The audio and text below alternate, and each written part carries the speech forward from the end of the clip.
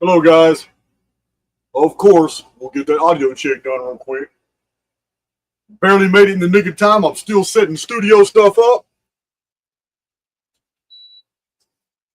My backup Wi-Fi, need to put it in place just in case.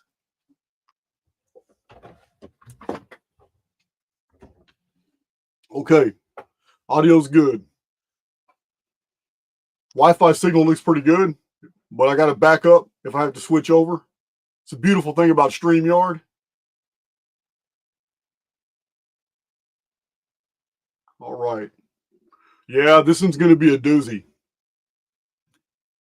This one's going to be a doozy. You guys know the first Book of Revelation decode.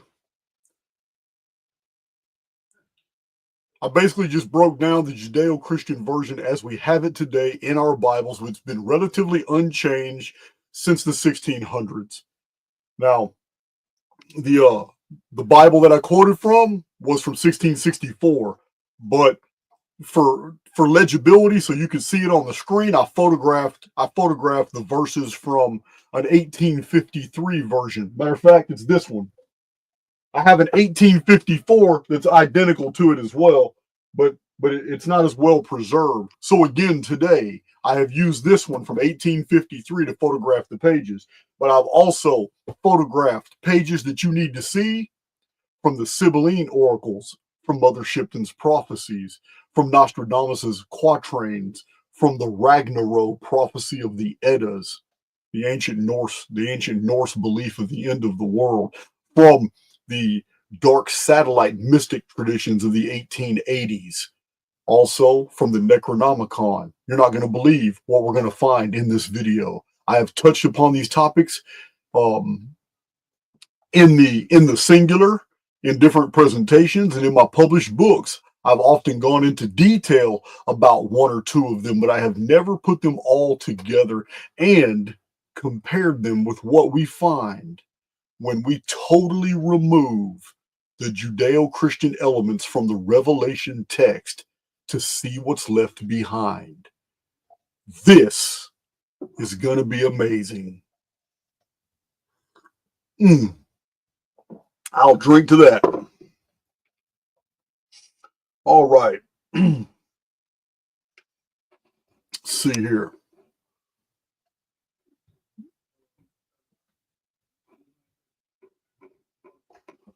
So we're loading up BitChute right now. And we already have an Archaix Rumble. We have an official Archaix Rumble now. We haven't uploaded a single video to it, but we've got it all in the settings. Everything's ready. We've got these 4 terabyte drives that have over 1,000 videos on there. And Big John he's busy. He's already uploading videos, but he's pacing himself because he's also uploading shorts on Instagram, on Facebook. You know the epic drops? Well, Big John uploads epic drops all the time, but he does them one at a time instead of the long threads that I do. So, yeah, this I really don't have any announcements except for the if you're going to join us in Houston, you better get your tickets pretty soon. We've already got a pledge from a list of people who are having trouble with the Meetup app, so they're going to be paying at the door. So what you see on the Meetup app is not an accurate reflection of how many tickets are left. Thank you, Sweet Oversoul. But I will let you guys know when the door is shut. But on December 7th, we're doing a Houston Meetup. The principal topic is OFIS. We're going to be showing how the software works and what it can do for you. This is date sequence predictive analytics. This is what I use in my personal life. This is what I make my moves by. I even plan videos by OFIS. I make business by OFIS. And guys, in the past 4 years, look what happened.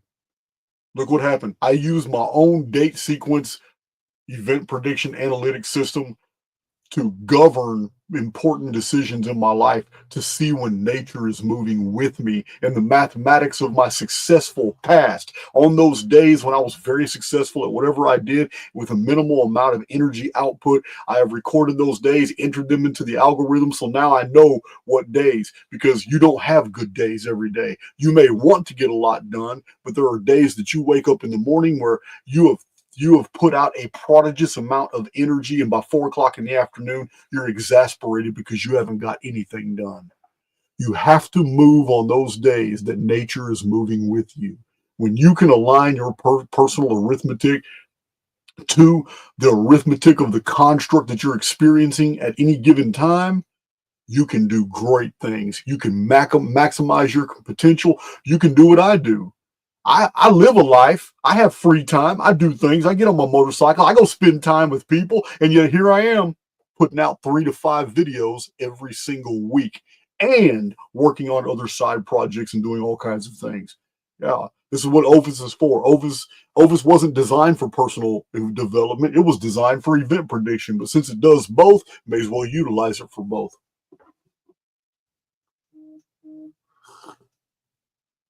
So, yeah, 11 days of jail time did me good. I got me a personal reset. I made these discoveries about Revelation, and I'm dying to get into it. Because what I found amazed me. I cannot believe that someone had not already done this. Just go through a paperback copy of the Bible, of the book of Revelation, and take a marker, and if you say you see anything that even hints of Judeo-Christianity, mark it out. When you've gone through all 22 chapters of the book of Revelation, go back to the first chapter and read what's left. It'll blow your mind. But you don't have to do it because I did it for you. All right. 954 people in the chat. It's looking good. Let me get this little intro deal off. I don't think I have any other announcements right now. I love this change in the weather. Absolute blue skies. But it's like 67, 68 degrees outside. It's awesome. It's awesome. Thank you, Kimberly. All right. Got my lemon water ready. Oh, man. We're going to touch the sky on this one. Let's do it. Let's do it. All right. I got my side screen ready so I can see what you guys see. I'm all set up.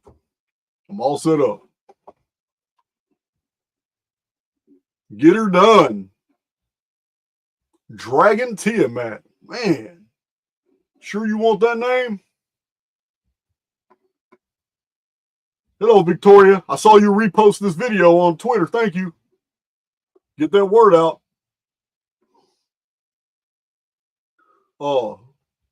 Next live video after this one, I'll be taking Q&A, but I'm going to be taking it from the chat box.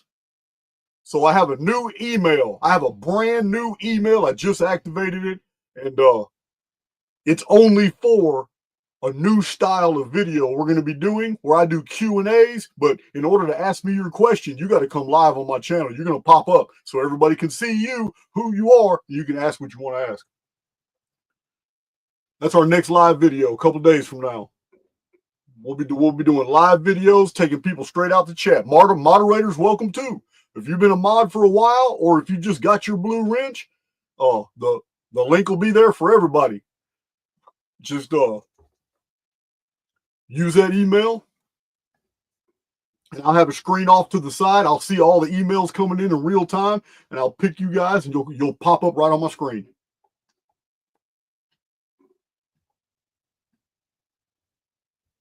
All right. Now, was coffee so real?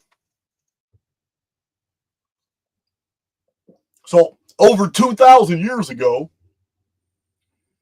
In the year 1, Anno Domini, Rome ordered the burning of 2,000 Greek prophetic texts. I'm not gonna get into why, but over 2,000 years ago, in the year 1 of our calendar today, Anno Domini calendar, which wasn't even created till 526 AD, and it was retroactively applied.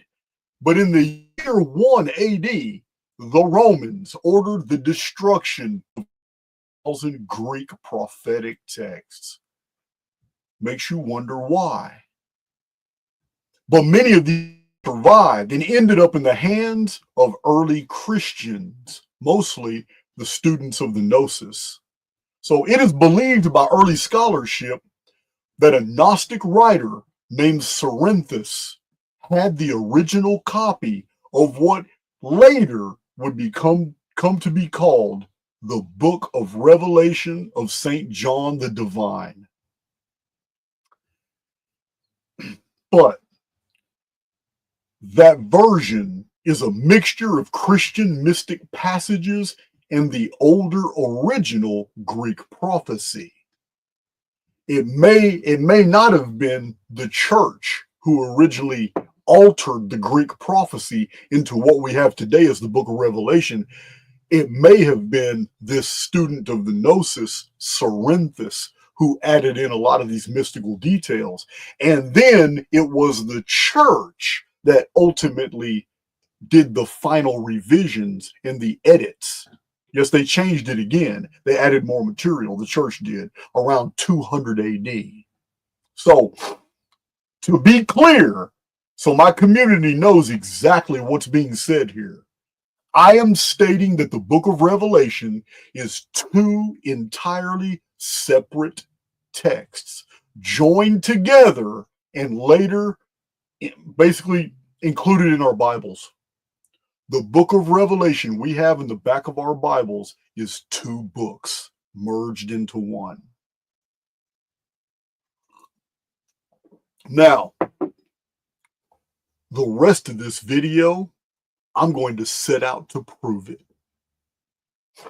Remember, extraordinary claims require extraordinary evidence. This is a fundamental tenet of Archaix. I'm saying this all the time. It's why I'm a critic of Ancient Aliens. It's why I'm a critic of Graham Hancock. It's why I'm a critic of Billy Carson. It's why I'm a critic of Jimmy Corsetti, Matt LaCroix, and so many others. It's why. Anybody can generate a theory, but if you can't back that theory up, then it's just lip service. It's just rhetoric. You may as well just be a pretty face saying whatever you want to say, because that's all you really have to offer. Extraordinary claims do require extraordinary evidence. So by the end of this video, as I've done in the past with other presentations where I was laying out a series of facts, I'm going to ask you in this video too, when I'm done with this video, you say it in the chat. Did I make my case? Or is it still questionable? It's all entirely up to you. I invite the scrutiny.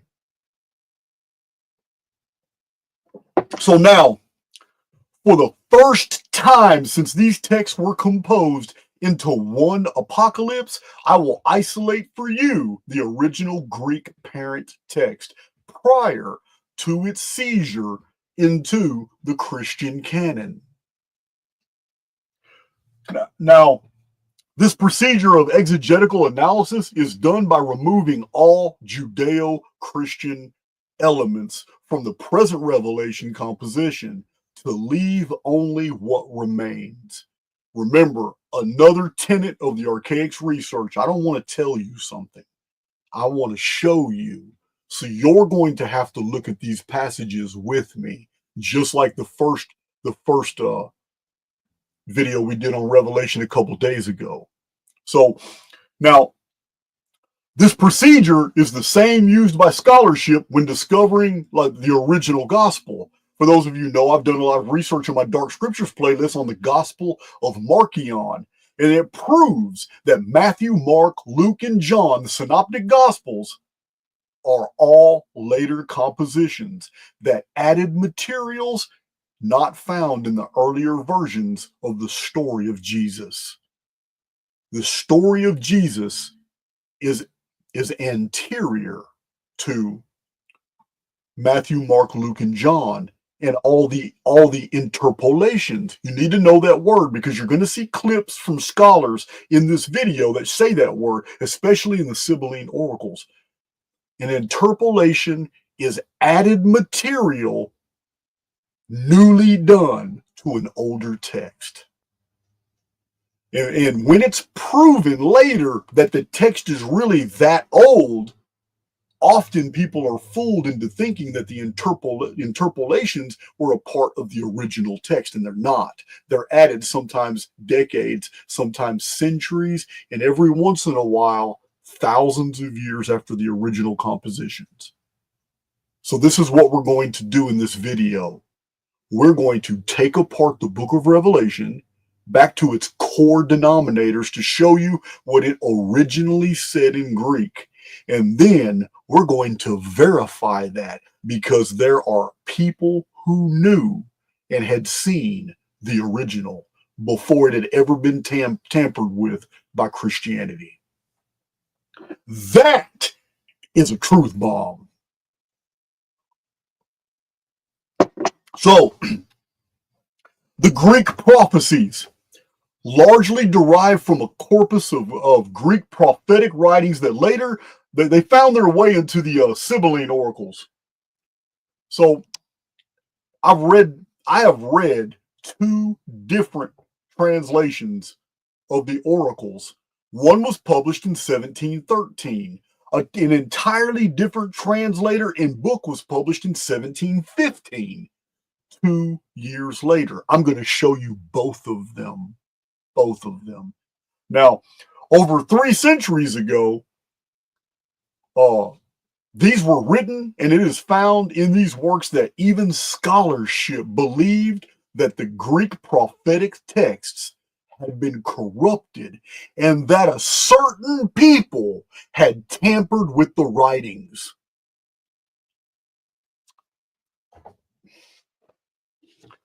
I'm telling you, I will show you these passages from 300 years ago. I'm also going to show you what scholars said about these certain people who altered the prophecies to do whatever it is they needed to do. My Archaix veterans shouldn't even be a mystery to you. So they are important because they support my own belief that the book of Revelation has been added to, and altered by these same people. So let's look at the Sibylline Oracles. This is how we're going to begin this study. Let's see. All right. Before we even look at the book of Revelation, we should look at the Sibylline Oracles. Let me share my screen. Let me check my chat real quick first. I'm going to share my screen.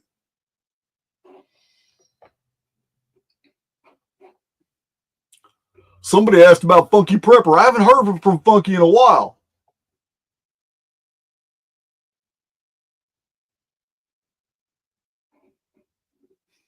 Jonathan Sherman.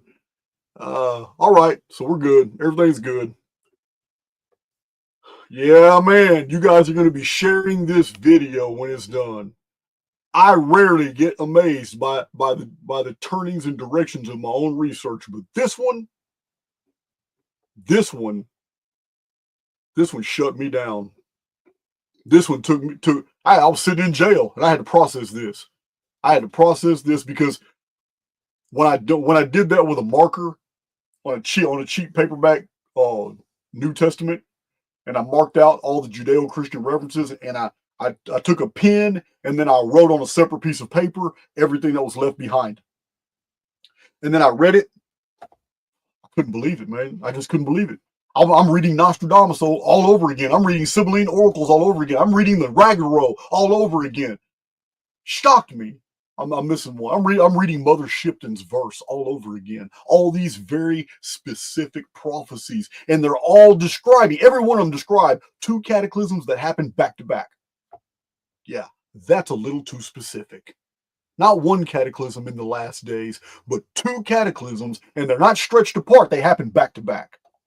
Yeah. What you're going to see in the book of Revelation and how it was contorted and manipulated and how it was stretched out to fit 7 of these and then 7 of these and then 7 of these. When you remove the 7s, it's only 2 major events back to back. It's crazy.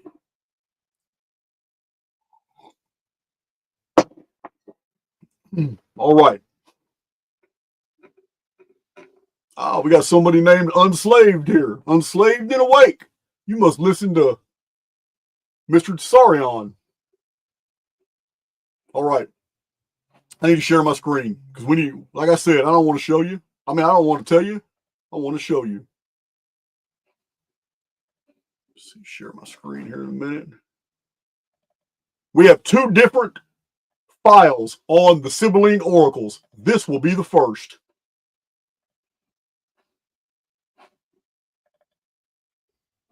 This will be the first.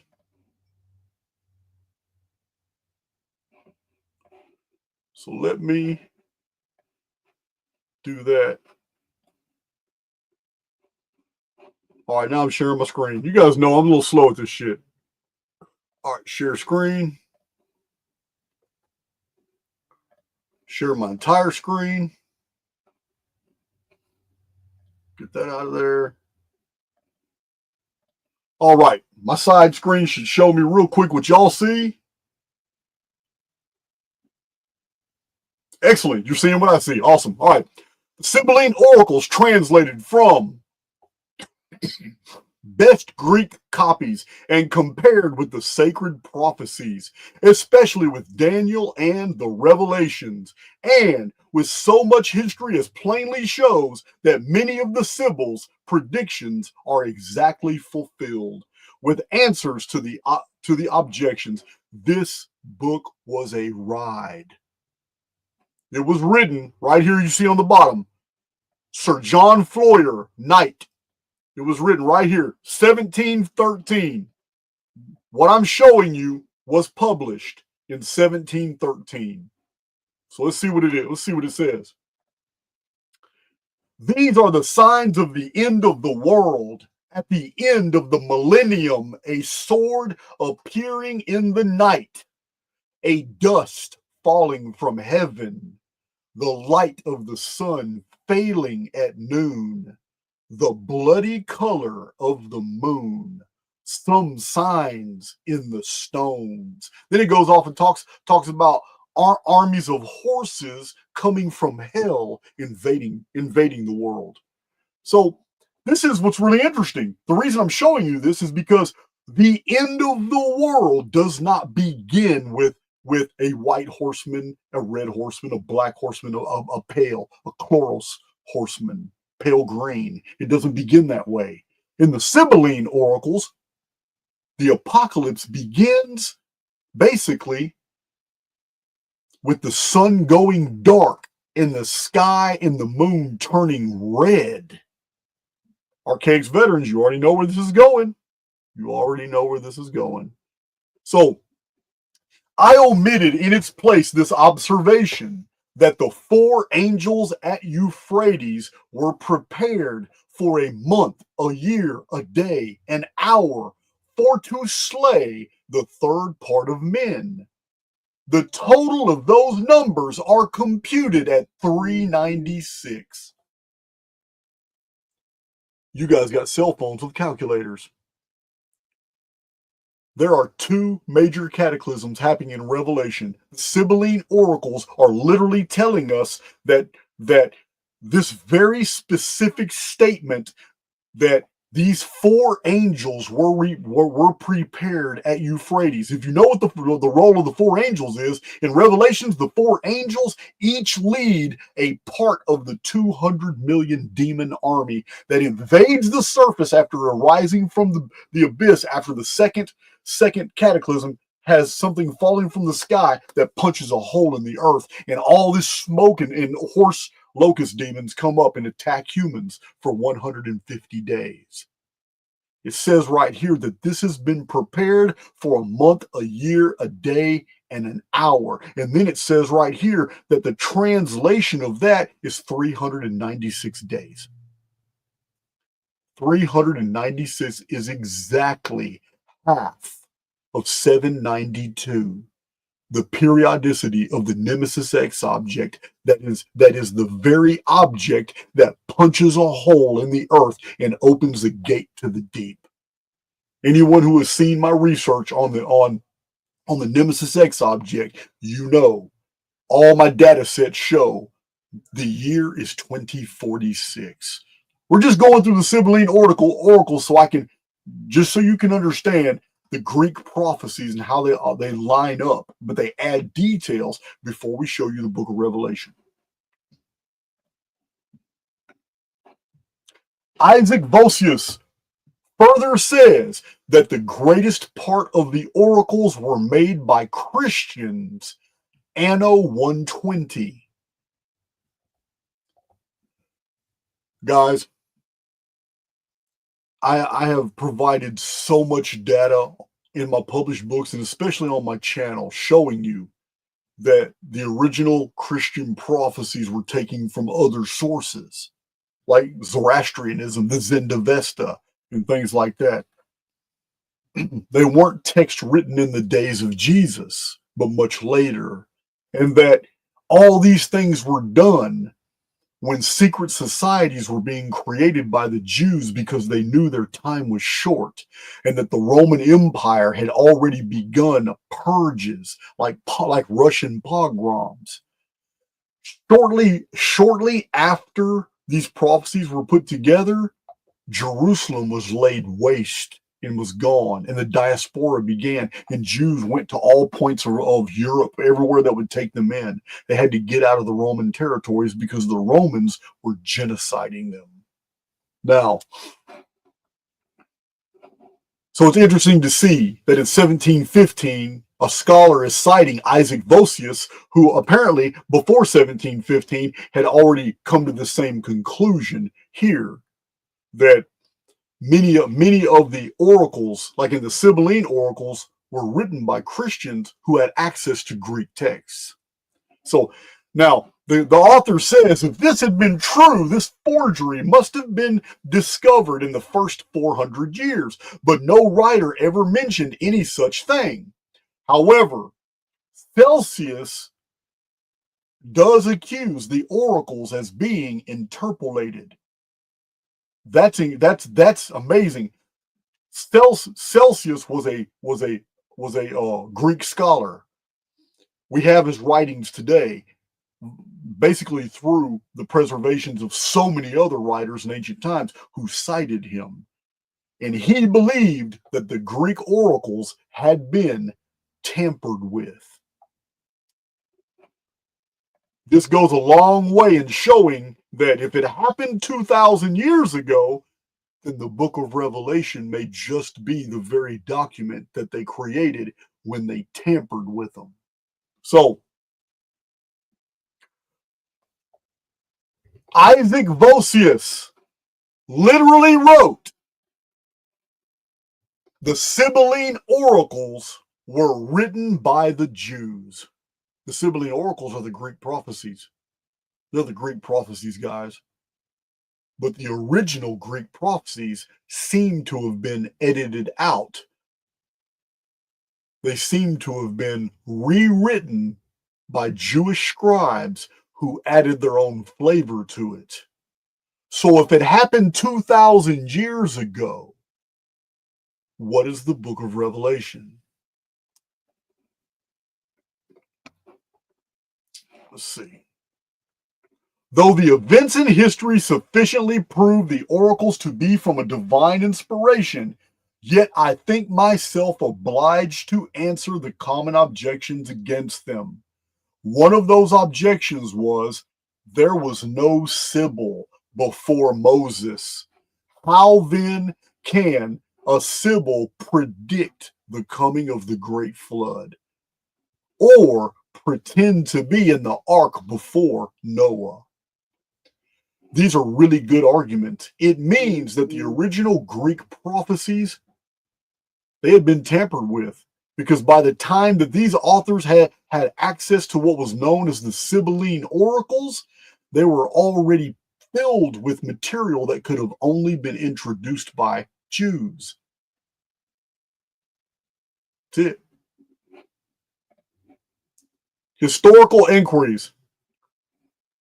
The copy of the Sibyls is more corrupt than of any ancient authors. We want a more correct manuscript that has yet been met with. He that considers the multitude of places, persons, and histories to which the oracles relate cannot support that they were written by any person ignorant of history and geography, as is pretended. The revelation names few places, but the Sibyls many. So, what is being conveyed here by the author is that he admits that there's a controversy that the Sibylline oracles have been tampered with. He admits that the tampering of the Greek prophecies was done by Jews and by Christians. He accuses both parties. But he also shows that when it comes to a comparative analysis between the Greek Sibylline oracles, even the tampered versions are still more accurate than the book of Revelation, which has been severely tampered with. And one of his pieces of evidence for this, it's a 400-page book, but one of his pieces of evidence for this is that in the Revelation, very few places are mentioned in the prophetic parts. Not in the intro where it talks about the 7 cities and the to he who overcometh will I make a pillar in the temple of my God, all the introductory material. But in the actual prophetic chapters, there are no places mentioned but in symbol, like Egypt. The world is called Egypt and it's called Sodom. The only place actually mentioned is the city of Jerusalem. Nothing else is mentioned. Rome isn't even mentioned. So it's mystery Babylon is. So in the book of Revelation, we don't have that. But in the Sibyl's oracles, it mentions Dodona, Delphi, Athens. It's very detail specific, mentions Rome, Babylon. It's very detail specific. And this connotes that the Sibylline oracles are the origin or a part of the parent body of literature from which the corrupted book of Revelation came from. The book of Revelation is a immense redaction of an older Greek prophecy from which the Sibylline oracles also derived. But the book of Revelation has even more interpolations. It has been tampered with even more. This is what his subject matter of this guy's book in 1713. So that would cover, I believe that was all of 1713. Yes, it was. So, yeah, that's it. So we now go to the Sibylline Oracles, is published in 1715, translated by William Whiston.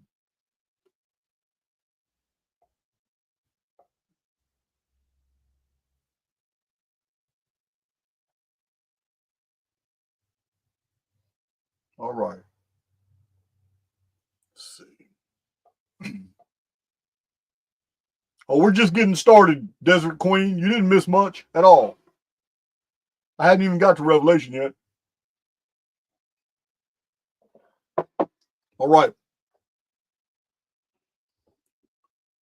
A vindication of the Sibylline oracles, to which are added the genuine oracles themselves, with the ancient citations from them in their originals and in English. This is really good. This is a really good read. It was hard for me to get through because I kept wanting to isolate particulars and put them in the side and to build new videos off so much of the content of this book. And I still may do it.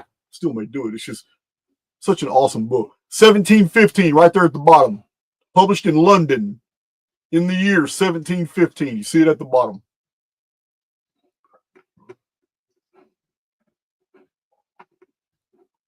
When I allow the sacred authority of these Sibylline oracles, which I here publish as genuine, I desire it may be observed that I do so only in gross and in general.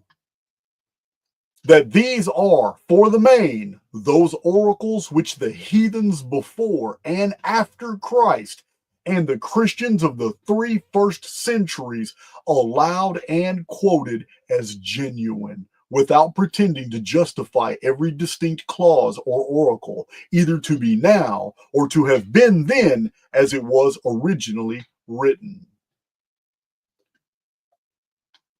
He just told us that the information that we have in the book of Revelation already existed prior to Christianity, and that it was already known to the heathen nations.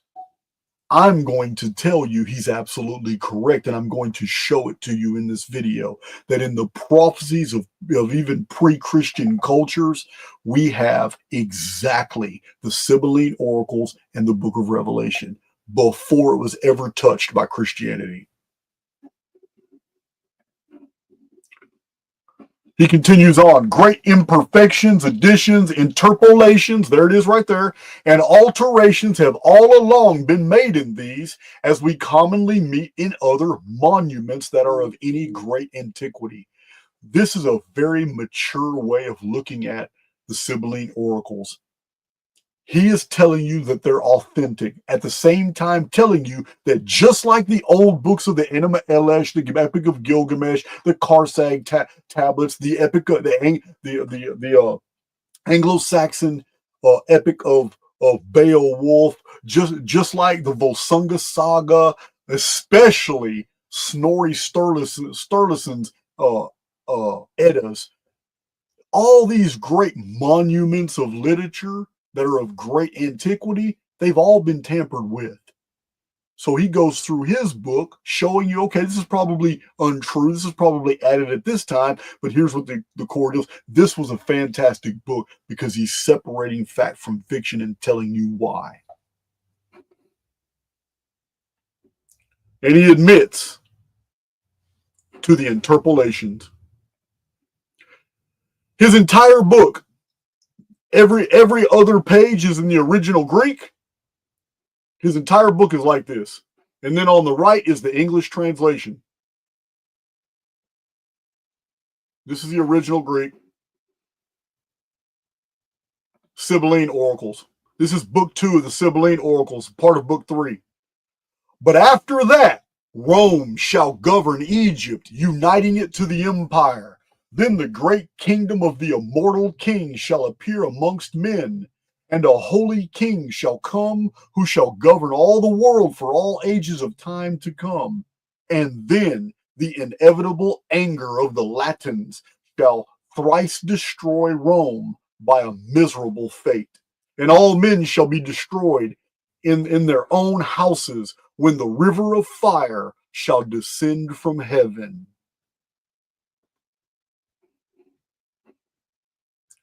O me miserable, when the day shall come in the judgment of the immortal God, the great king. I find it interesting that the Sibylline oracles call over and over call the creator the immortal God.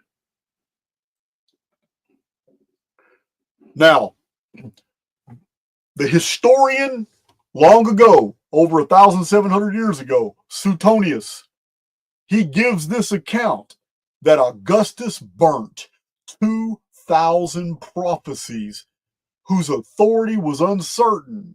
This is in AD 1. I was telling you at the beginning of this video. In the year AD 1, he said it was the Roman Emperor Augustus who had the 2,000 Greek prophecies destroyed. Many of these were copies of the Sibylline oracles. Lactantius quotes those verses which relate to one God, and they are the same as we now read in the Sibylline Oracles books. These were common to all men, and these were the verses of the Erethian Sibyl.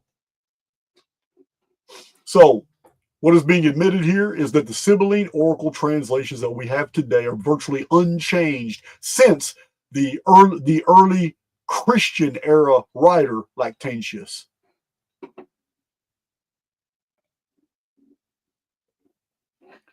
But I will tell you very clearly the signs whereby you may know when the end of all things shall happen on the earth.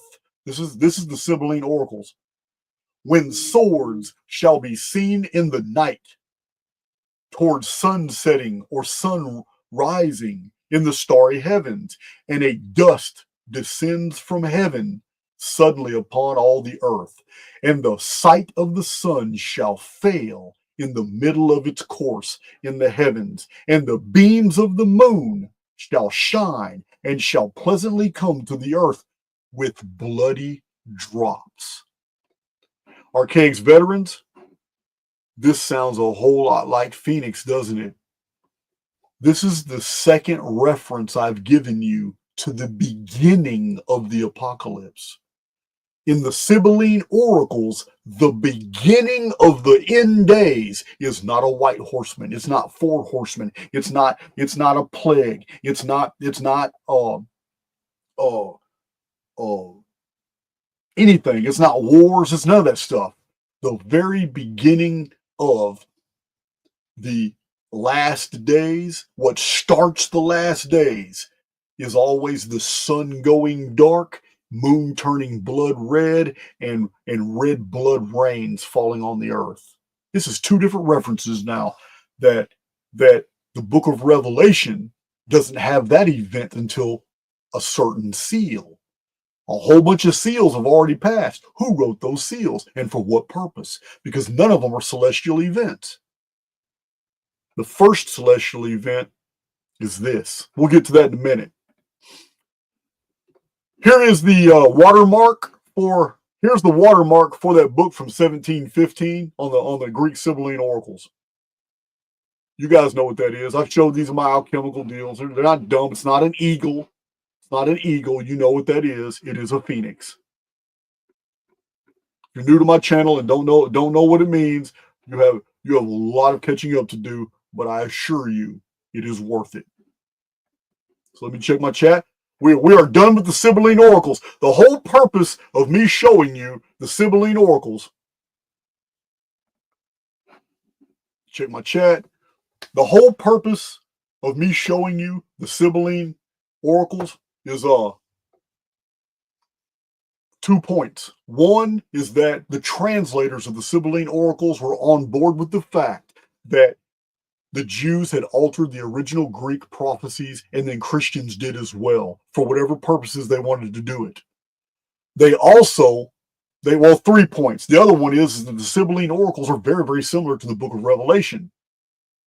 And the third point is that the actual last days doesn't begin the way the book of Revelation has it, lays it out.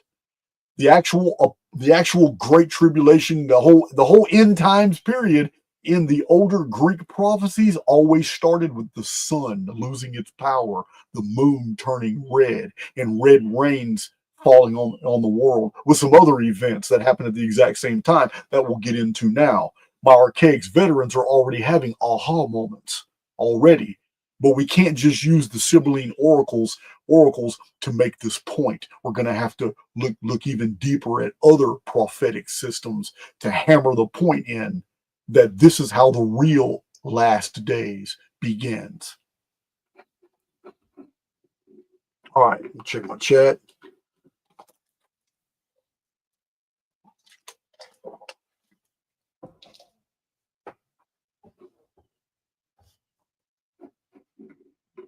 All right. So let's do it.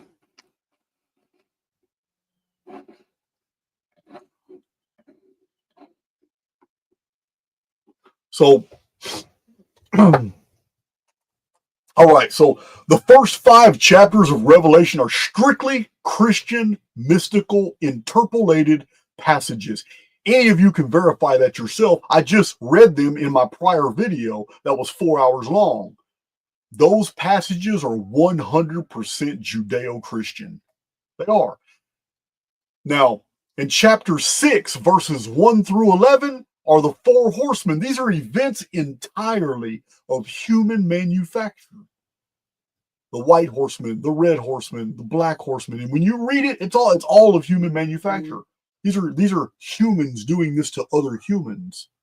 So you guys already know the white horseman was Apollo Pharmakia, using the pharmaceutical industries to spiritually attack the human race by causing division, causing strife, and introducing something into the human avatar that is going to spiritually impede the human family in some way. So, let's see. Where am I at? Now, there is nothing divine, there is nothing cosmological about the four horsemen of the apocalypse. There's nothing. Nothing about anything in the first 5 chapters of Revelation. There's nothing happening in prophecy that is outside the context of Judeo-Christianity. So it's a whole bunch of, it mentions Jesus like 50 times in those passages. Now, or Christ. So this actually means that the very first apocalyptic event of the original Greek prophecy is none other than the 6th seal. The very first true last days event that has anything to do with the universe, cosmology, destruction on the world and all that is the 6th seal. The 6th seal isn't anything that can be done by humans. This means this is what insurance companies would call an act of God. So the 6th seal is what truly begins. It's not Judeo-Christian. This is something else. So it should not be a surprise to Archaix veterans that the original Greek prophecy begins with the return of the phoenix, the subject matter of my channel, Archaix. This means that someone added over 100 verses of text, obscuring the true beginning of the Greek original. Further, the obsession of the interpolator with the repetitions of sevens, like seven spirits, 7 churches, 7 cities, 7 seals, 7 trumpets, 7 thunders, 7 bowls of wrath. There's other 7s, but this obsession of 7s is not even a part of the Greek original, which had no such patterning, as we'll see. So let's look at the Revelation passages now that remain after removing all Judeo-Christian elements. It's going to blow your mind how little is left, and yet how it perfectly lines up with the prophecies of other nations in the world. When you remove what the Jews and what the Christians put into the text, when you remove it all out, this is what we're going to get. Like I said, I got to show it to you. I'm going to have to show it to you. Let me share my screen. Let me turn this off. All right. Let me put this no disturb. Somebody keeps blowing me up. Oh, all my emails keep on. Yeah, let me put on do not disturb. Don't you know I'm live? Let's see. Notifications. Do not disturb. There we go. That won't happen no more. All right.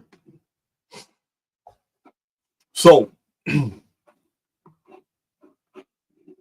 down here to the bottom, share my screen.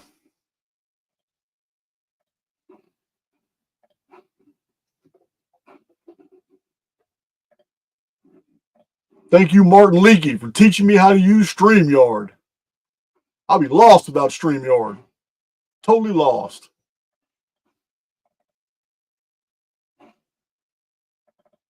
Oh, yeah, here it is. So, every passage you're going to see right here is from the New Testament of our Lord and Savior Jesus Christ, translated out of the original Greek in this version published by the American Bible Society in 1854. This is this Bible right here. This was published in 1854. I would use my 1664, but it's just too old and brittle. The pages just don't look as crisp as this one does, but there's no change. So I am literally about to read to you verbatim what is left when you remove all Judeo-Christian passages from the book of Revelation. It is not long at all. It's not long at all. They literally put the book of Revelation around what I'm reading right now. Sixth, there was a great earthquake, and the sun became black as sackcloth of hair, and the moon became as blood, and the stars of heaven fell into the earth, even as a fig tree casteth her untimely figs, when she is shaken of a mighty wind. And the heaven departed as a scroll when it is rolled together, and every mountain and island were moved out of their places. And the kings of the earth, and the great men, and the rich men, and the chief captains, and the mighty men, and every bondman and every free man hid themselves in the dens and in the rocks of the mountains. The wind should not blow on the earth, nor on the sea, nor on any tree.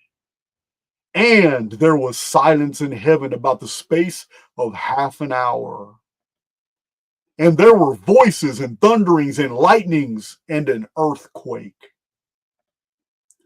And there followed hail and fire mingled with blood, and they were cast upon the earth, and the third part of the trees was burnt up, and all green grass was burnt up. And as it were, a great mountain burning with fire was cast into the sea, and the third part of the sea became blood. And there fell a great star from heaven, burning as it were a lamp, and it fell upon the third part of the rivers and upon the fountains of waters. And the name of the star is called Wormwood, and the third part of the waters became wormwood, and many men died of the waters because they were made bitter. And the third part of the sun was smitten, and a third part of the moon, and a third part of the stars. And as the third part of them was darkened, and the day shone not for a third part of it, and the night likewise.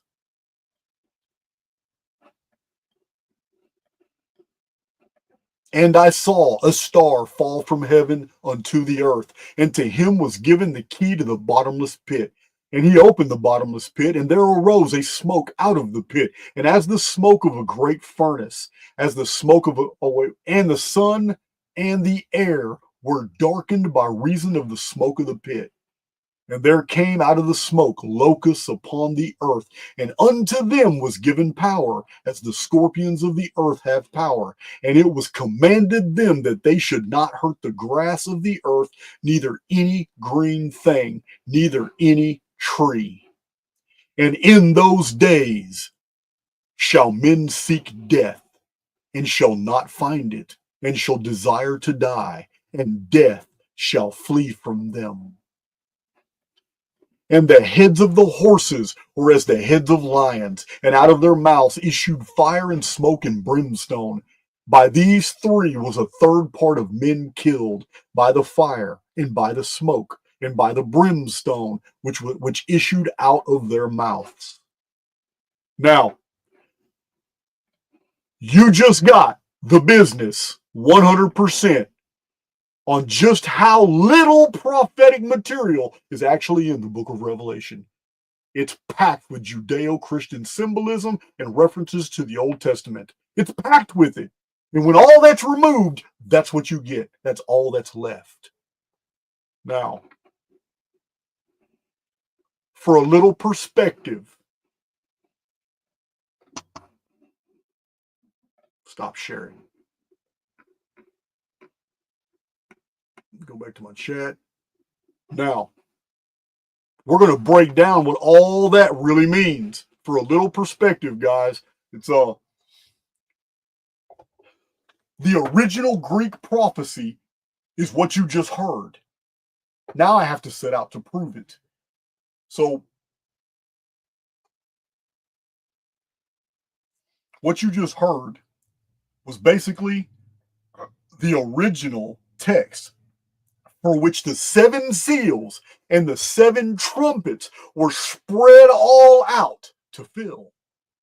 In their obsession over the number 7, they took 2 events and spread them out among 7 seals and 7 trumpets. So if we were to reduce everything we just read into its lowest common denominators for perspective, this is what the original Greek text would actually read. It was the 6th time. A great earthquake. The sun darkened and moon became as blood. Stars fell to earth. Sky departed as a scroll, and the mountains and the islands were moved from their places. The kings of the earth, the great and rich men, hid themselves inside the mountains. Then the wind died, and the world fell silent for a time. Then sky noises and an earthquake and great hail of fire and blood fell upon earth.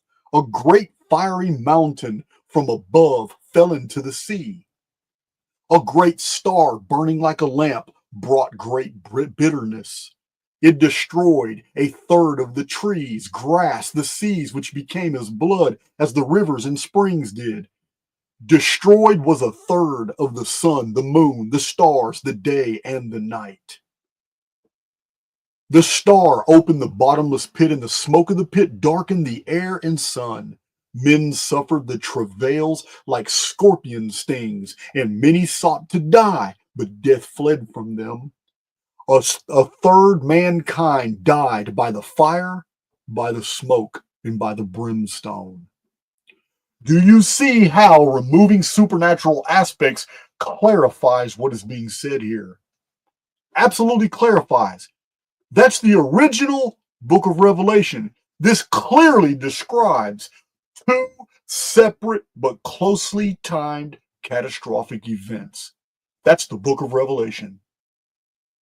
The present book of Revelation has the very first disaster as the 6th seal. Where have we heard the 6th before? My Archaix veterans know where I'm going with this.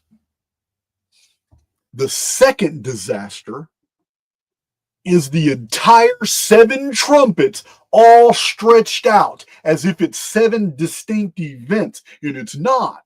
Even in the book of Revelation, you can tell it's all describing the same event that destroyed a third of everything God had created and made in Genesis chapter 1. Because everything mentioned that God had created in Genesis chapter 1 is re-mentioned in the 7 trumpets, now reduced by a factor of a third, meaning that God is allowing 66.6% of the creation to continue forward into the Great Tribulation after these 2 cataclysms. 2 back-to-back cataclysms that basically undo the infrastructures humanity has set in place for all these years. These 2 cataclysms are back-to-back in sequence with only a small break between them. In fact, they are very similar to Mother Shipton's prophecy, a woman born in the year 1488, a phoenix year on the 138-year timeline leading to 2040, the return of the phoenix. But I can't tell you about it. I'm going to have to show you. So I'm going to share my screen, and I'm going to show you exactly what Mother Shipton said. And you tell me in the chat if Mother Shipton saw the same thing that the Greek Sibylline Oracles conveyed, and did Mother Shipton see the same thing that the book of Revelation, as condensed by me to the original Greek, conveys? You tell me, because she had a massive vision and recorded it in a poem and interpolations in my book right here, Nostradamus and the Planets of Apocalypse. I take the whole Mother Shipton prophecy and I even show you all the introduced fake material that was put in there. And when you remove the fake material, you're left with nothing but a cosmological destruction of the world back to back. Let's read it. Let's read it. Let's see. Again, present video file. This is going to get amazing. The more prophecies I keep going through, guys, the more you're going to see. This is just going to get amazing. All right, so what am I doing here? What am I doing here? Share. Hold on. Present. Share screen. Share screen. Keep hitting the wrong things. All right, there. Share my screen. Mother Shipton, here we come.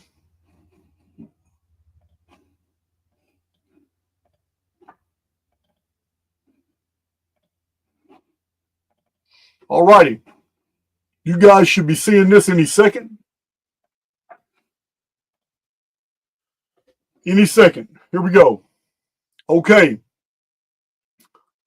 In verse 72, remember, there's a lot of material before this. It's all fake. Someone in the 17 and the 1800s rewrote the Mother Shipton prophecy, and they added a bunch of stuff that came true in the 1800s, made it look like she prophesied it, but she didn't. Her prophecies were only for the last days. So she said in 1920, remember, she's illiterate. Mother Shipton was a witch. She was illiterate, but she was a witch that was beloved of her community. Her community loved her. She was a healer. So in 1926, build houses light of straw and sticks. For then shall mighty wars be planned, and fire and sword shall sweep the land. When pictures seem alive with movements free, when boats like fishes swim beneath the sea, when men like birds shall scour the sky, then half the world deep drenched in blood shall die. World War II. For those who lived the century through, World War II started in 1940. That's when the world came against Germany, 1940. 100 years, a century after, for those who lived the century through, 2040.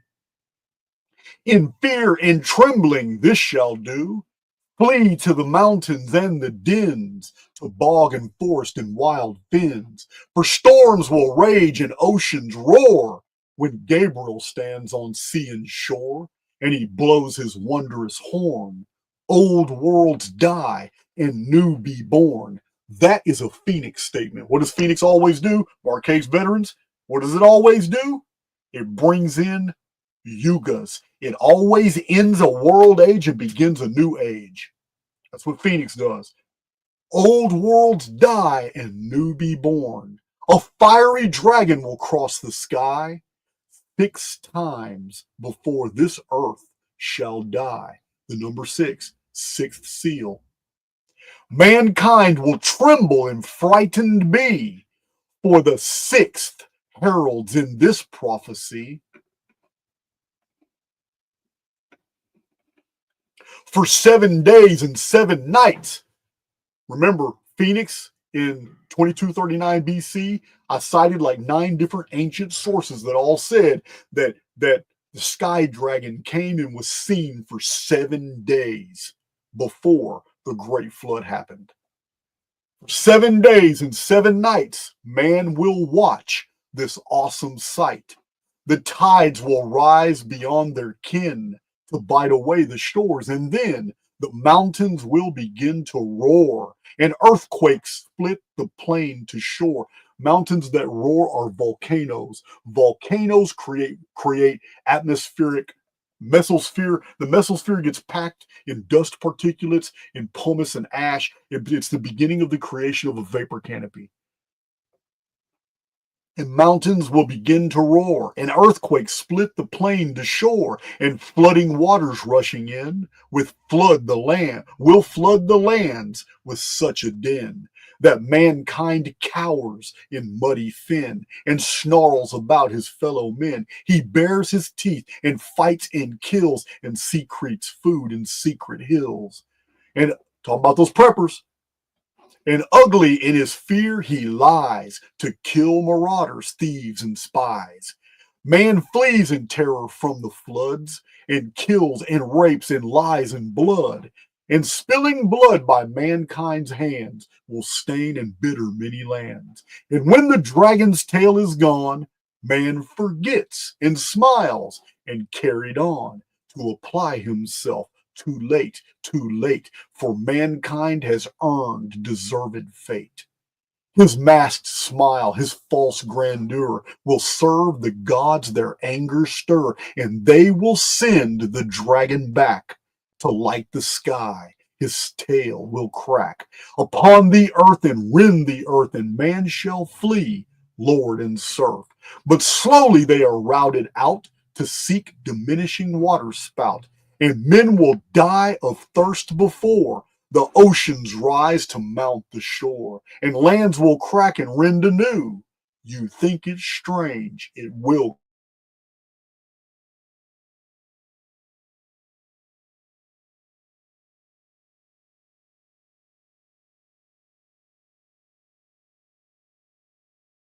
Earth will sink, but these will wallow in stench and stink of rotting bodies of beasts and man, of vegetation crisped on land.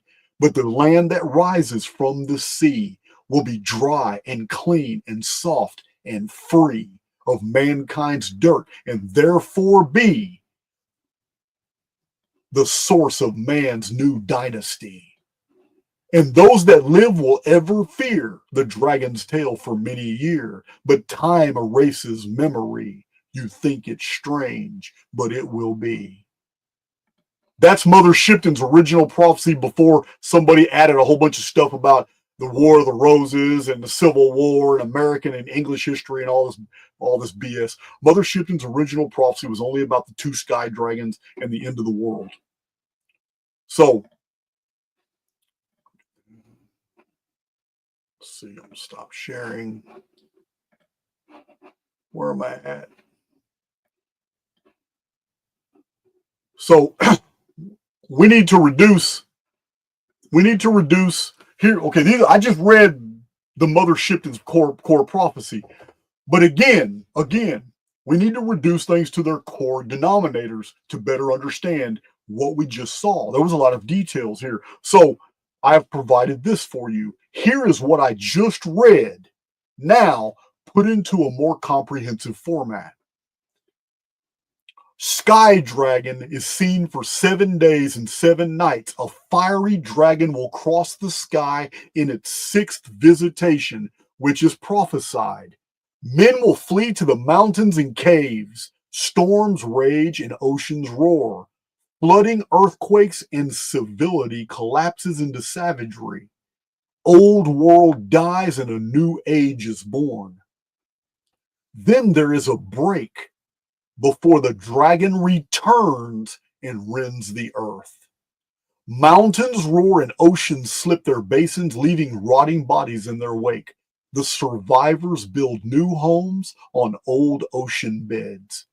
This is Mother Shipton's prophecy, and it clearly has 2 back-to-back visitations of the sky dragon. Sky dragon is what Phoenix was referred to in ancient times. Phoenix was the Typhon. In the Sumerian records, it was the Apen deity. In ancient Egyptian text, it was called the Pin god. This is Phene, like Typhon, Typhene, the Phoenix. So Mother Shipton's prophecy, again, has back-to-back destructions. Oceans slipping their basins, rocks falling from the sky, massive flooding. We have the sky dragon coming to basically soften the world up for the Great Tribulation in 2 back-to-back destructions. Now, you decide if Mother Shipton's 500-year-old prophecy is very close to Revelation and close to the Sibylline Oracles. And while you're deciding that, you need to consider this amazing detail specific information we're going to read for also from the 500-year-old quatrains, the prophetic text called the Centuries, written by Michel de Nostradamus, a French Jew who literally told us in a letter to King Henry or to King Louis that he had not prophesied these things, but had taken all this data from an old collection of prophetic books that he had to destroy before the agents of the Vatican found the library that was being protected by the Jews who were being persecuted in France. Nostradamus was a French Jew. Let's see what he put in the quatrains. So you have to understand, in this book, I show you using only the quatrains identified as 2040 and 2046 in the French translator Mario Reading's date index. He published a book and he shows the date index, how Nostradamus cleverly encoded the dates into his quatrains by putting them in certain centuries and certain numbers in the order he put them in, and then cross-referencing using terms like bearded star. There's only 4 times the term bearded star appears. So it means all 4 are connected to the same event, but one of those events actually dates it at 2040. Using that method that was published by Mario Reading, this is what we find. I'm going to share my screen to show you. Those of you who have read my Nostradamus and the Planets of Apocalypse, please say what you think about the book and the research in the comment section. But let me show you what Michael del Nostradamus said. Let me share my screen again.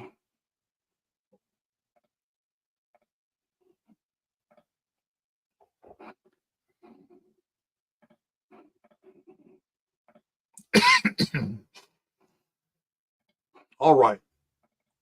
Coming to get you, Nostradamus. We are on our way. All right. Oh, this is going to get good. This is specifically dated in Mario Reading's date index, who knew nothing about the Phoenix phenomenon, knew nothing about the 138-year periodicity of the Phoenix chronology, knew nothing about my research at all, because he wrote his book around 2006 when my very first book, Lost Scriptures of Giza, was published, before I even knew about the Phoenix phenomenon. He had done his research. So the great star will burn for 7 days, and the cloud will make the sun appear double. The large mastiff will howl all night when the great pontiff changes his abode. Okay. There's astrological symbolism in here, alchemical symbolism. What we have here is the sun darkening at the same time that the heavens reverberate with a loud noise. Remember, the prophecies, like in the Ragnarok and the prophecies we just read, many of these prophecies describe a dragon bellowing in the sky. Or we saw another prophecy that said that Gabriel will blow his horn. Here it is again. This one's is calling it the large mastiff will howl, irregardless of how it's masked. We're talking about an object being seen, the phoenix, for 7 days. A loud noise fills the heavens, gets everybody, the whole world hears it. It's like a horn blast. At the same time that the great pontiff changes his abode. The great pontiff is the sun. The sun is going to basically, it's pole shift. This is 2040. In century 2, quatrain 43, during the appearance of the bearded star, the 3 great princes will be made enemies. The tremulous peace on earth will be struck from the skies. The Po, the winding Tiber, a serpent on the shore. I'll be reading commentary here in a minute. Century 5, quatrain 59. Remember, all of these are dated using his date index to 2040. The English chief stays too long at Nimes towards Spain. Enobarb to the rescue. Many will die through war started on that day when a bearded star falls in our toy.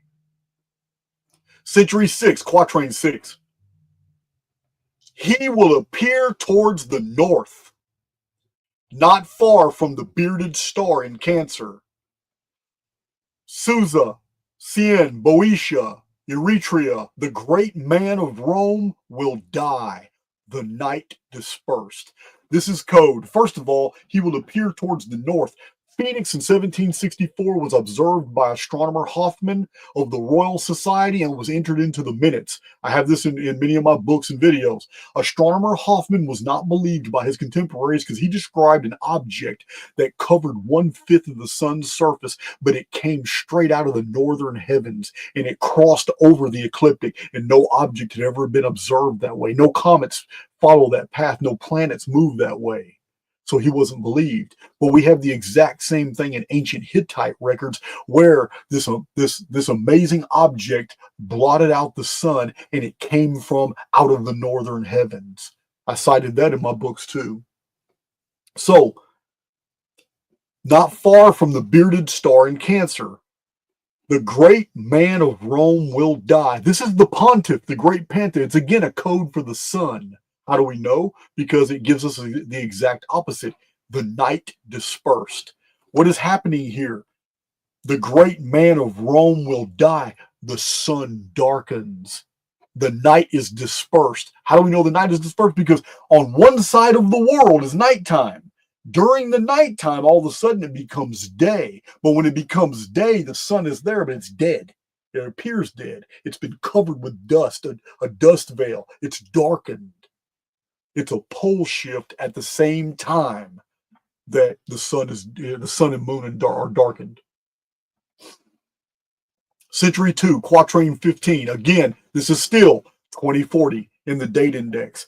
A short while before a king is murdered, Castor and Pollux in the ship, a bearded star. Public treasure plundered on land and sea. Pisa, Asti, Terrera, and Turin are forbidden territories. They're forbidden because they've been flooded. They've been flooded. We'll get to that in a minute. Now, these four quatrains are the only ones in all the 1,000 and something prophecies that are found in Nostradamus' writings. These four are the only ones that mention the bearded star. And the bearded star in the date index is to appear in 2040. So you should not be surprised that Nostradamus, in his genius, actually encoded so somebody could verify what was being discussed here. Because in his private communications, as I've shown in my book, he was very aware of the Phoenix. He wrote about the Phoenix. He even knew that the time between Adam and Noah was 1,242 years, which is specifically divisible by 138. It is a pre-flood sum. It's a Phoenix number. And these four quatrains, when you add them up, right here, Century 2, quatrain 43, Century 5, quatrain 59, Century 6, quatrain 6, Century 2, quatrain 15. When you add those up, it's 45 plus 64 plus 12 plus 17, which is 138.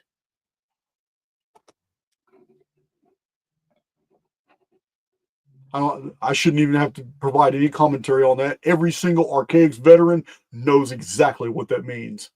The trembling of the earth at Martara, the 10 island of St. George, half sunk. Drowsy with peace, war will arise at Easter. In the temple, abysses opened. All right. Half of the UK is going underwater. 2040. The new empire in desolation will be changed from the northern pole. From Sicily will come such trouble that it will bother the Enterprise tributary to Philip. This is because people are going to be mass migrating to get away from the lowland flooded areas. This is a pole shift. When even the trees shake mightily and the south wind seems covered in blood. This is still 2040. So many will try to escape that Vienna and all Austria will shake with their passing. Millions of refugees are leaving the coastlands that have been flooded in the pole shift. Mass migrations. This is still in the date index 2040. A great earthquake will totally destroy the packed theater. It's like a superdome. Air, sky, and earth will be murky and unsettled, so that even infidels will call on God and the saints to steer them. This is very symbolic material that Nostradamus is connecting together. We already saw that in the Mario Readings Date Index, 2040 isolates the time when Castor and Pollux are steering the ship. It's Earth. Earth is the ship. Castor and Pollux is the month of May and June. Here is, even infidels will call on God and the saints to steer them.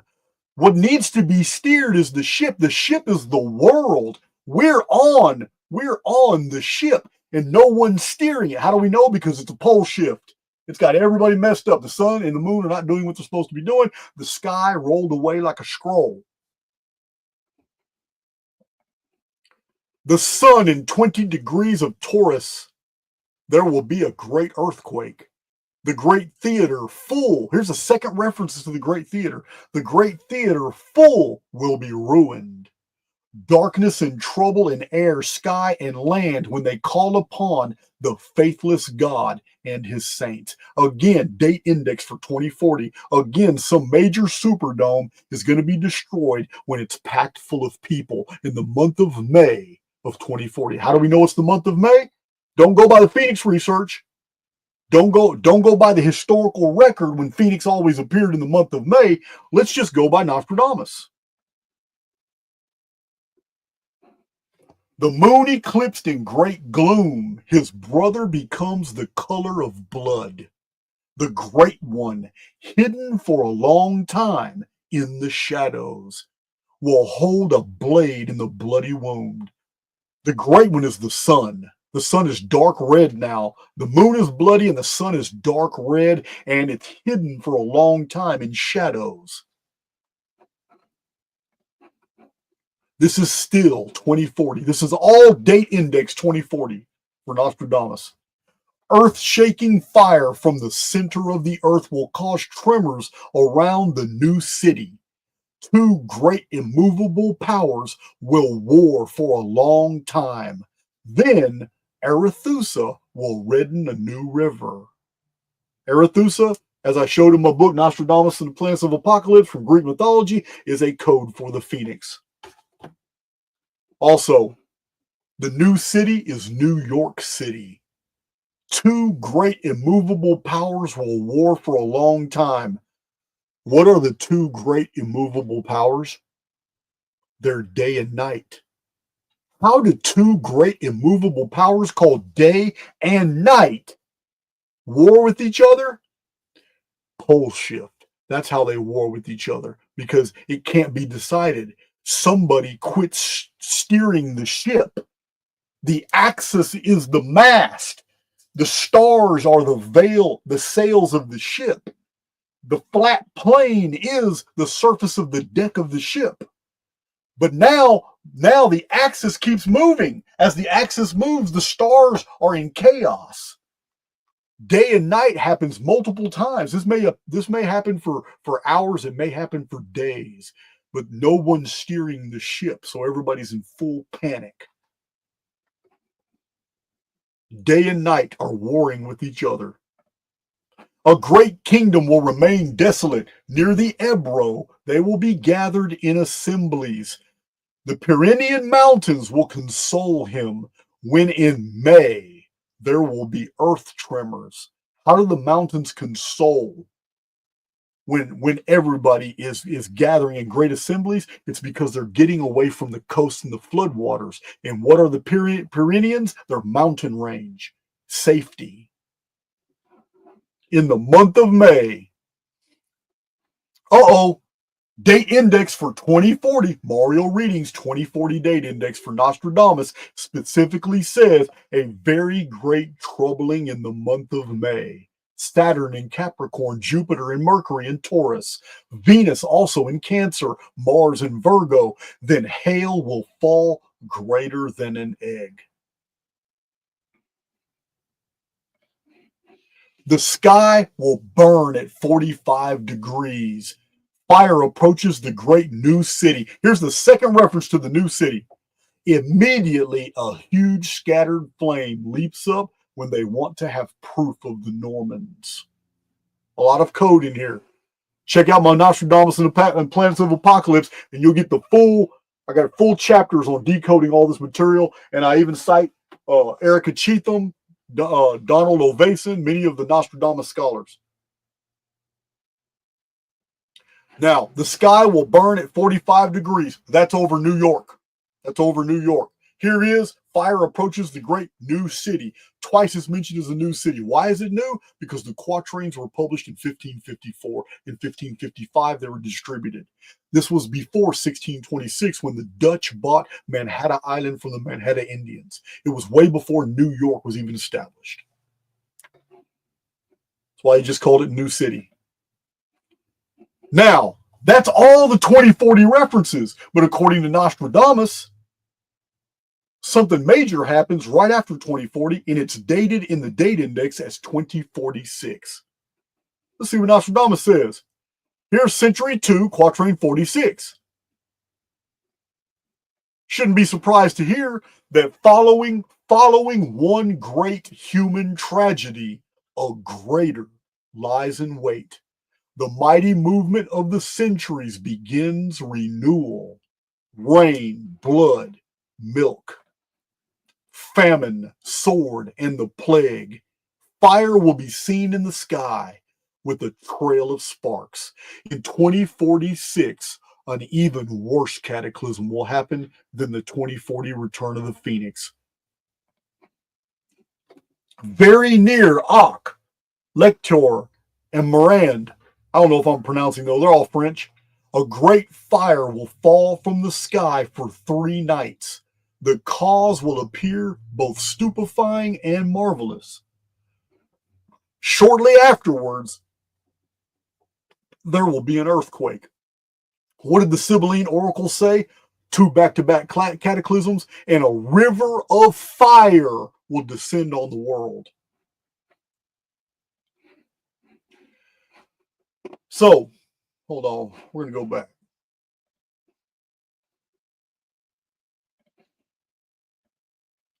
Excuse me.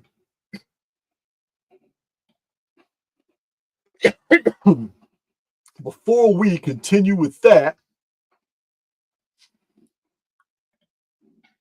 Nostradamus is pretty damn specific. Pretty damn specific. 2 back-to-back cataclysms. Sibylline Oracles, Mother Shipton, the original Greek from the Book of Revelation, and now Nostradamus describing 2 back-to-back deals.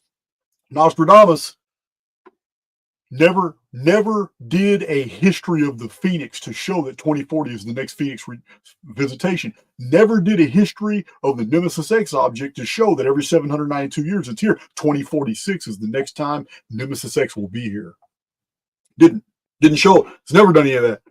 But he nailed it. He nailed it. And that's not even the amazing stuff in this video. I haven't even got to it yet.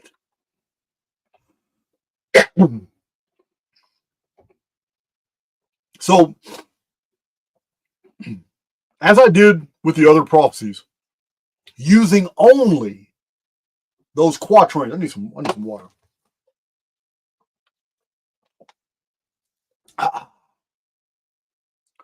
Using only those quatrains identified as 2040 and 2046 in Mario Reading's data index of Nostradamus prophecies, and their cross-referencing,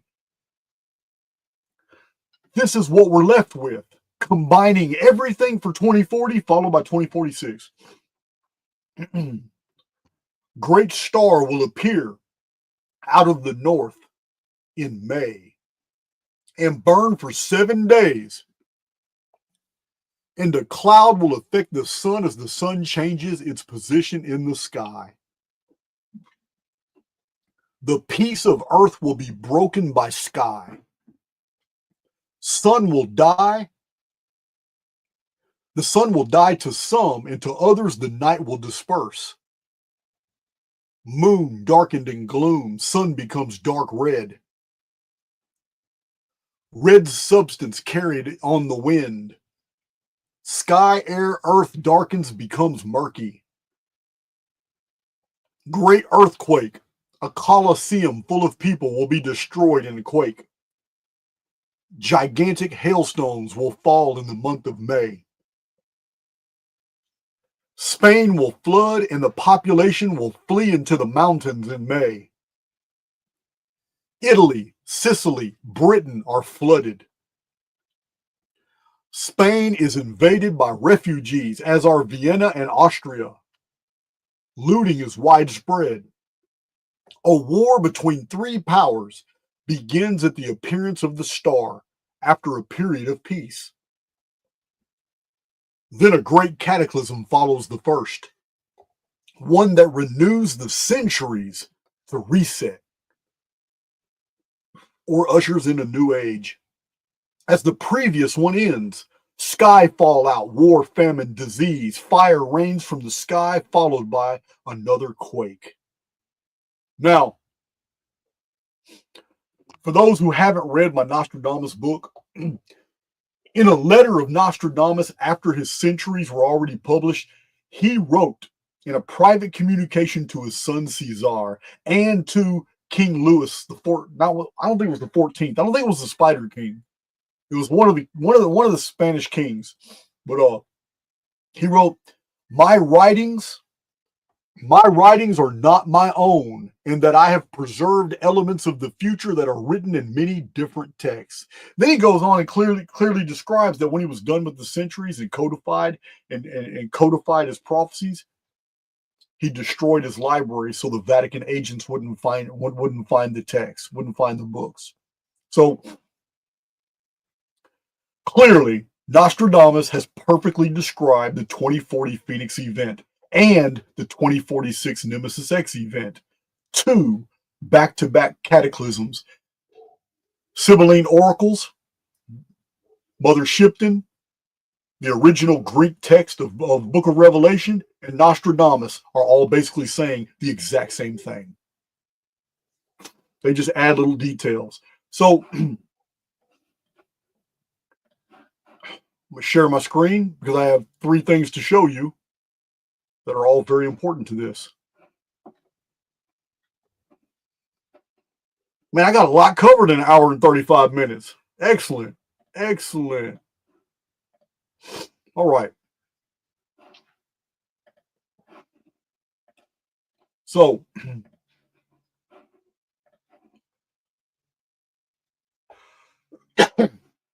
the Italian National Archives was discovered by accident a whole new Nostradamus book.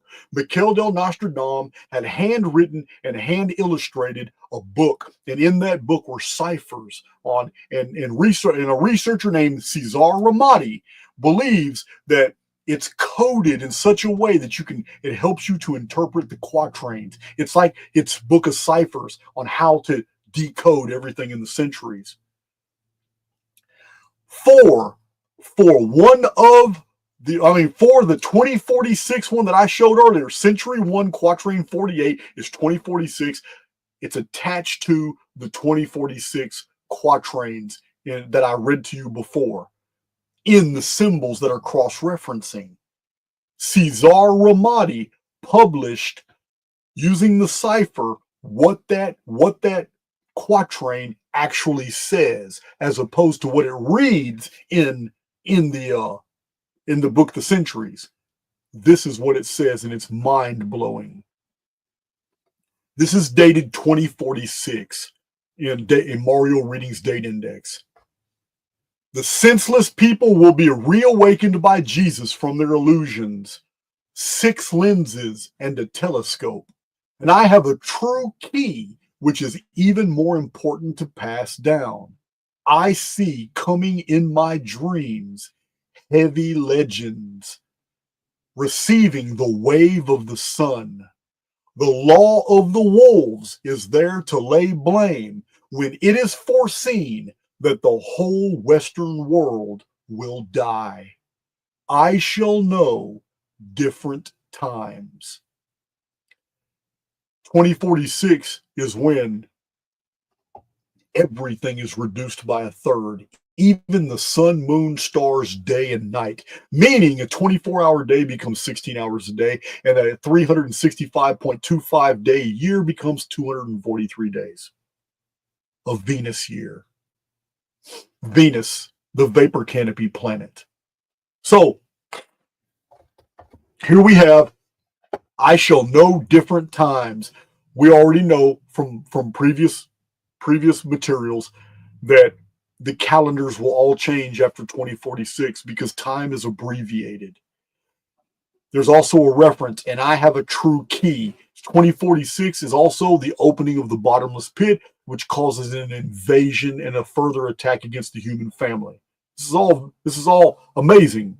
This is all extremely amazing how it even comports with like Mayan prophecies, as many of you know. In my book, Anunnaki Homeworld, I show that 2012 was never the end of the Mayan long count. It's 2046.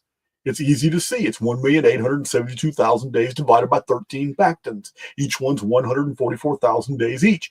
When you do the math, you will find 2046 is the end of the Mayan long count when the 13 heavens collapse and time collapses and there's an invasion of demons. This is Mayan prophecy. So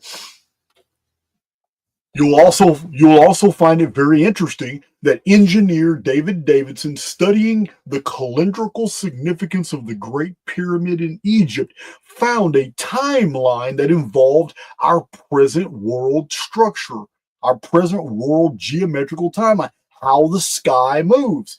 And he determined that the sky is going to significantly move in a different direction, altering everything about our calendars. And that the final year of the present period of normalcy, what we experience every day, the final year is 2045. Here it is.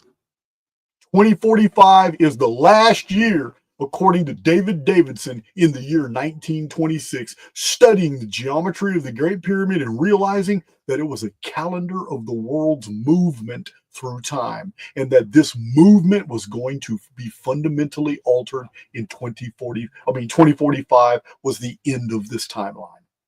Meaning 2046 is the new year of a whole new age, of a whole new calendar, of a whole new operation of the stellosphere.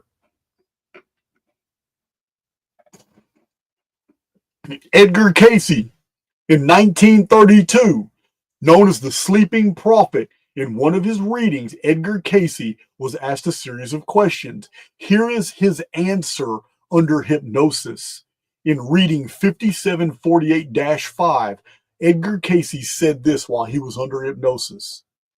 Received the Great Pyramid, all the records from the beginning of that by the priests, to that period when there is to be a change in the Earth's position. Great Pyramid timeline ends 2045 as far as the sky is concerned. The world continues on.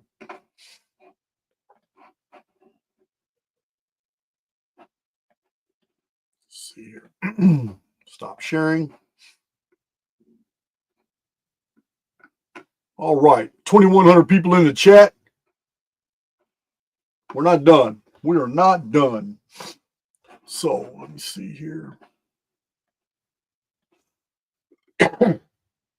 So as we've seen, the second cataclysm, it introduces the element of a gate being opened during the chaos. An invasion happens during this fallout. This gate in appearance of invaders links us to occult traditions about the dark satellite and the Necronomicon, or the Book of the Names of the Dead. Now, I have done 3 deep videos on Archaix, and they're still there for you to view, where I show the truth is hidden in occult texts that we suppose and we are made to think are fiction. In the same way that predictive programming works, how Hollywood has told us the truth garbed in cinema. These 3 videos on the occult that actually convey very real truths are Daughters of Pale Lilith Stand. It is about the occult poem Ketub. I provide the cipher on what all the codes and symbols mean in the description box or the pinned comment, one of them. Daughters of Pale Lilith Stand is fantastic about the Great Pyramid, the resurrection, who we are, spirits in the construct, and it's all masked in a cult poem. The Dark Satellite video also goes into this what's being described here from occult lore, as does the Necronomicon. And in my video on the Necronomicon, I explain how genius that text is, because it preserves the Karsag tablets. It preserves ancient Arabic prophecies and material about the jinn, and especially it breaks down the Enema Elish, the seven tablets of Tiamat and the creation from Babylonian Akkadian records. But it has some other obscure passages that have baffled researchers because don't know where exactly the material came from. But so much of the other material from the Necronomicon actually came from ancient Near Eastern cuneiform texts.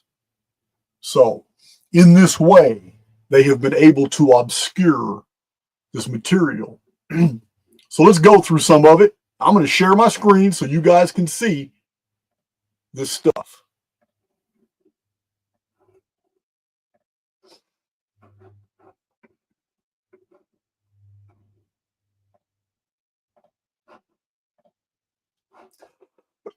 Oh, we're getting to the juicy, but we still got a little ways to go. Wait till we get to the Ragnarok. Oh man.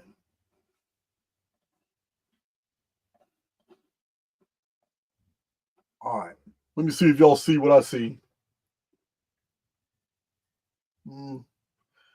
Yeah, we need to blow that up more. There we go. All right. So, Christian mystic Thomas Burgoyne in 1880 wrote these statements in his book, The Light of Egypt, Science of the Soul and Stars. This is in 1880. He wrote, "Wicked beings still reside within this dead planet, as well as in its former moon, known as the Dark Satellite. The Dark Satellite is inhabited by beings possessing the highest forms of cunning and intelligence, who are the producers of the greatest portion of suffering and misery which afflicts humanity. Also, the rulers of the Dark Satellite mercilessly distort every arcane truth into theological dogma and partial error, causing it to assume in the human mind the delusive forms on the externals of truth and logic, and corrupt truth in every form wherein it struggles to manifest itself on earth." Now, Burgoyne wrote that the evil inhabitants of the Dark Satellite benefit by their wicked activities against humanity, which provides them a means of prolonging their external existence upon the earth. This means that some of these beings are already here, and they're either living among us or they're living underground, and they're waiting for the return of their brethren so that they can operate in full strength. Process that for a minute and combine that with what we're about to read in the Necronomicon. Burgoyne also wrote, "And many of the former residents of the Dark Satellite have descended to Earth already." It's not talking about aliens. So these occult traditions are really interesting. We don't know exactly where Charles Burgoyne got this material, but his books are like a compendium of occult and mystic lore. They're amazing. Not dissimilar from the highly enigmatic Necronomicon, Book of the Names of the Dead. So, in the testimony of the Mad Arab, as recorded in the occult book titled Necronomicon, the tome of the names of the dead, we read, May the gods be ever merciful to thee. May thou escape the jaws of the Mascum and vanquish the power of the ancient ones. And the gods grant thee death before the ancient ones shall rule the world once more. In the book of the Conjuration of the Watchers, it is said, some of that race lie waiting for the ancient ones to once more rule the cosmos, that they may be given the right hand of honor, and such as these are lawless. This is what is said. In old cuneiform tablets, we have references to a civilization that existed before Egypt came into existence. And this forgotten country, according to Near Eastern scholars, is called Magan. But in the book Necronomicon, we have references to this Magan. In the book of the Mad Arab, we read, I have found fear. I have found the gate that leads to the outside, by which the ancient ones who ever seek entrance to our world keep eternal watch, whose name is writ in the terrible Magan text, the testament of some dead civilization.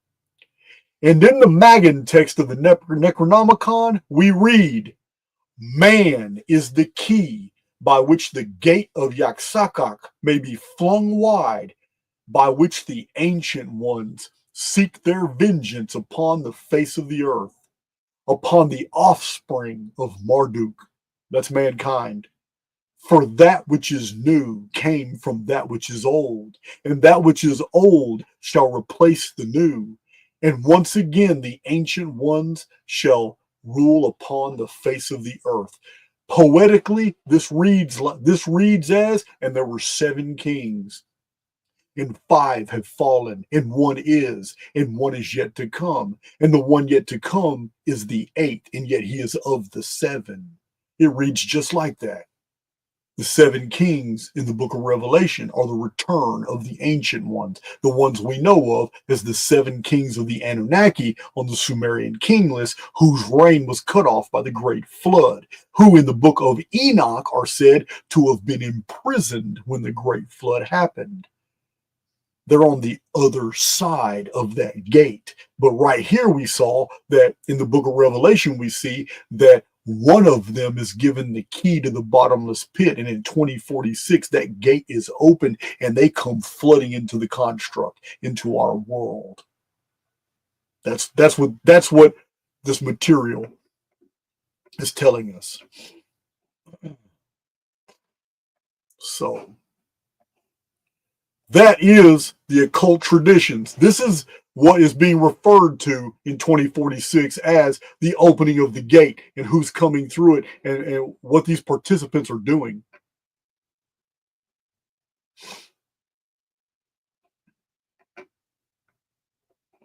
Oh, but we're not done. We're not done. We're gonna fit all this together. Every bit of this is gonna fit together. Every one of these strings of prophecies that I've given you guys at the end of this video, we're gonna put it into one format and read it, and you got the future. You got it. You got it. So interesting. It's all so interesting. Excuse me. All right. So, one of my favorite authors, he had written, I don't know where the book is here. I don't know if I'm able to find it. Atlantis, the Atlantis, the Antediluvian World, written by Ignatius Donnelly, and we have a much better book by him. That's a good book, but an even better book. In 1883, Ignatius Donnelly published his massive work. It's called Ragnarok, the Age of Fire and Ice. In this work, we learn what the Norse and Northern European peoples believed about the last days. I'm going to read these passages from the Ragnarok, and I need you to keep in mind what you heard about the Sibylline Oracles, the Revelation, the original Greek Revelation text, as I revealed to you, Mother Shipton, Nostradamus, the Necronomicon, And now the Charles Burgoyne on the dark satellite and the ancient ones. Keep these things in mind as I share with you now. Let me share my screen. Let me find it first. So many files. All right. This is the last file. It's not the end of the video, but it is the last file of actual text you're going to see. So let me share my screen.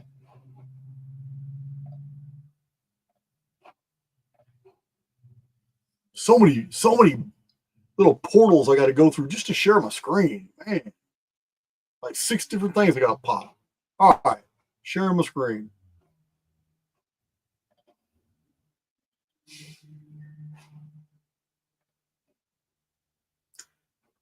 So, Ragnarok, the age of fire and gravel. I'm sorry, not ice, fire and gravel, by Ignatius Donnelly, author of Atlantis, the Antediluvian World. All right. Yeah, this is a good one. This is a good one. As you can see on the bottom, published in New York, 1883.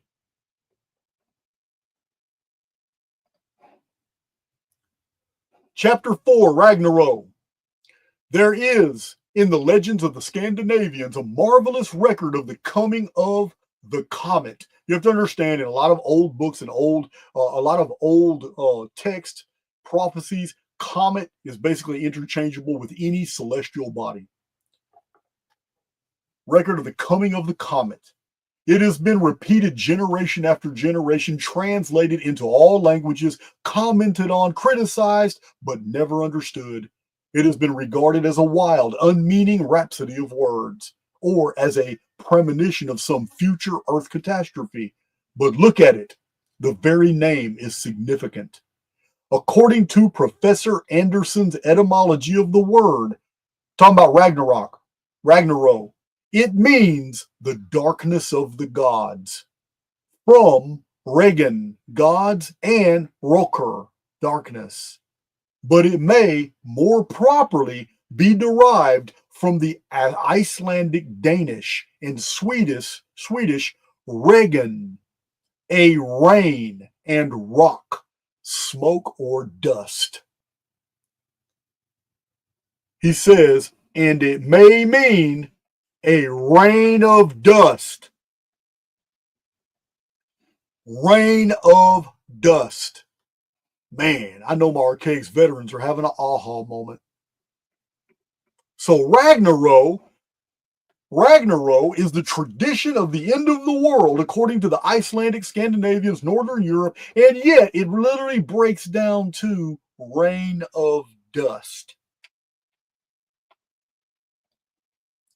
The world has ripened for destruction, and Ragnarok, the darkness of the gods, or the rain of dust and ashes, comes to complete the work.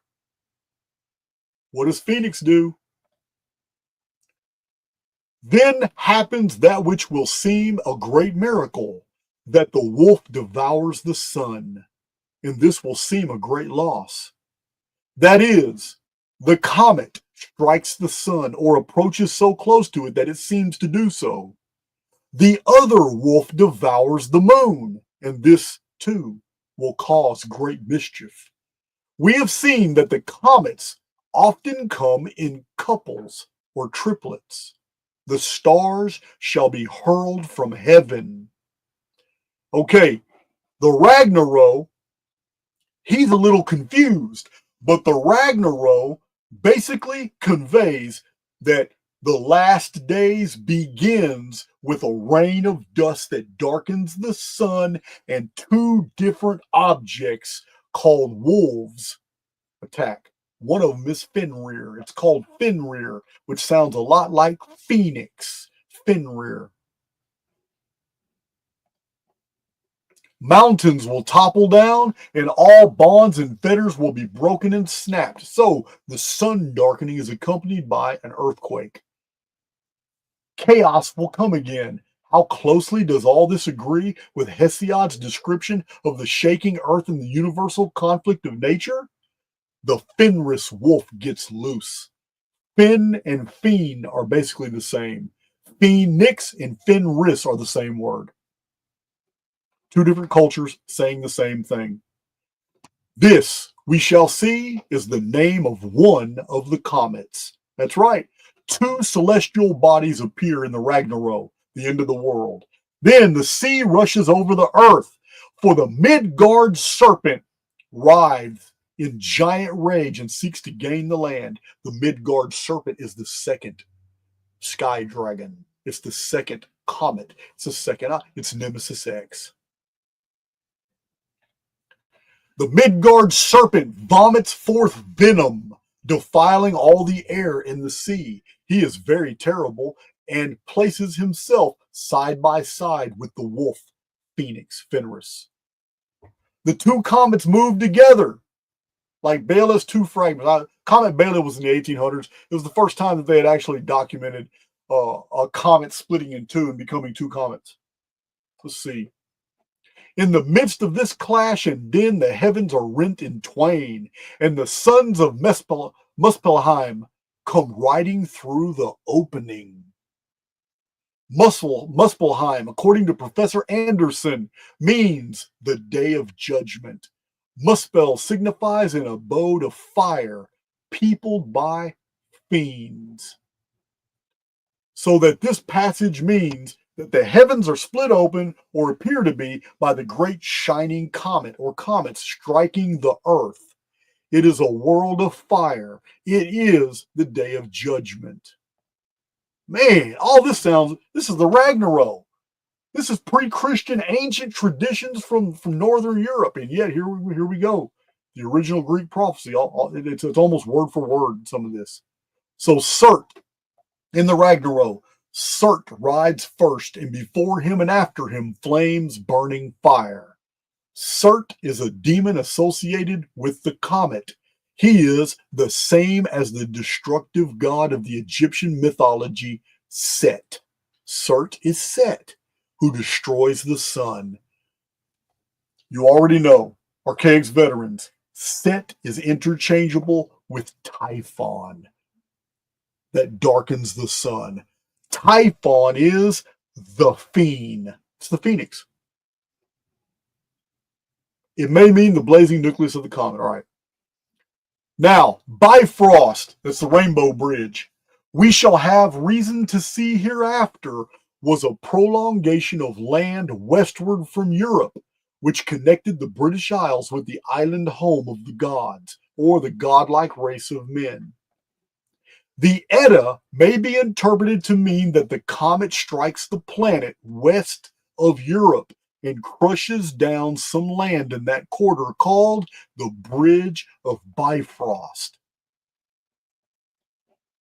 So, what we have here is an early European belief that in the end of the world, the far west is destroyed. Completely destroyed. What did Nostradamus say? And the whole Western world will die. The Elder Edda says, speaking of the Fenris wolf, the phoenix, it feeds on the bodies of men when they die. The seats of the gods, it stains with red blood. This is kind of troublesome here. I don't like to make the association, but I can't ignore it. War of the Worlds, the alien machines, the sky darkened. The alien machines fed on humans and sprayed the world with blood.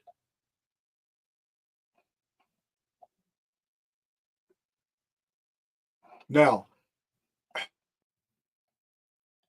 Ragnarok. This probably refers to the iron-stained red clay cast down by the comet over a large part of the earth. The seats of the gods means the home of the godlike race, which was doubtless covered, like Europe and America, with red clay. The waters which ran from it must have been the color of blood. So he makes all the right he makes all the right connections. I love Ignatius Donnelly. He makes all the right connections. So Ragnarok, that's a lot to take in. But let's go ahead and reduce it to its common denominators and put it into perspective. What you just heard, the darkness of the gods, is brought by a celestial object, the wolf that devours the sun. Fenris and Fenrir. They all alternate. All different texts call it Fenris, different texts call it Fenrir. But this is the phoenix, specifically linked to Typhon and Set, all the phoenix.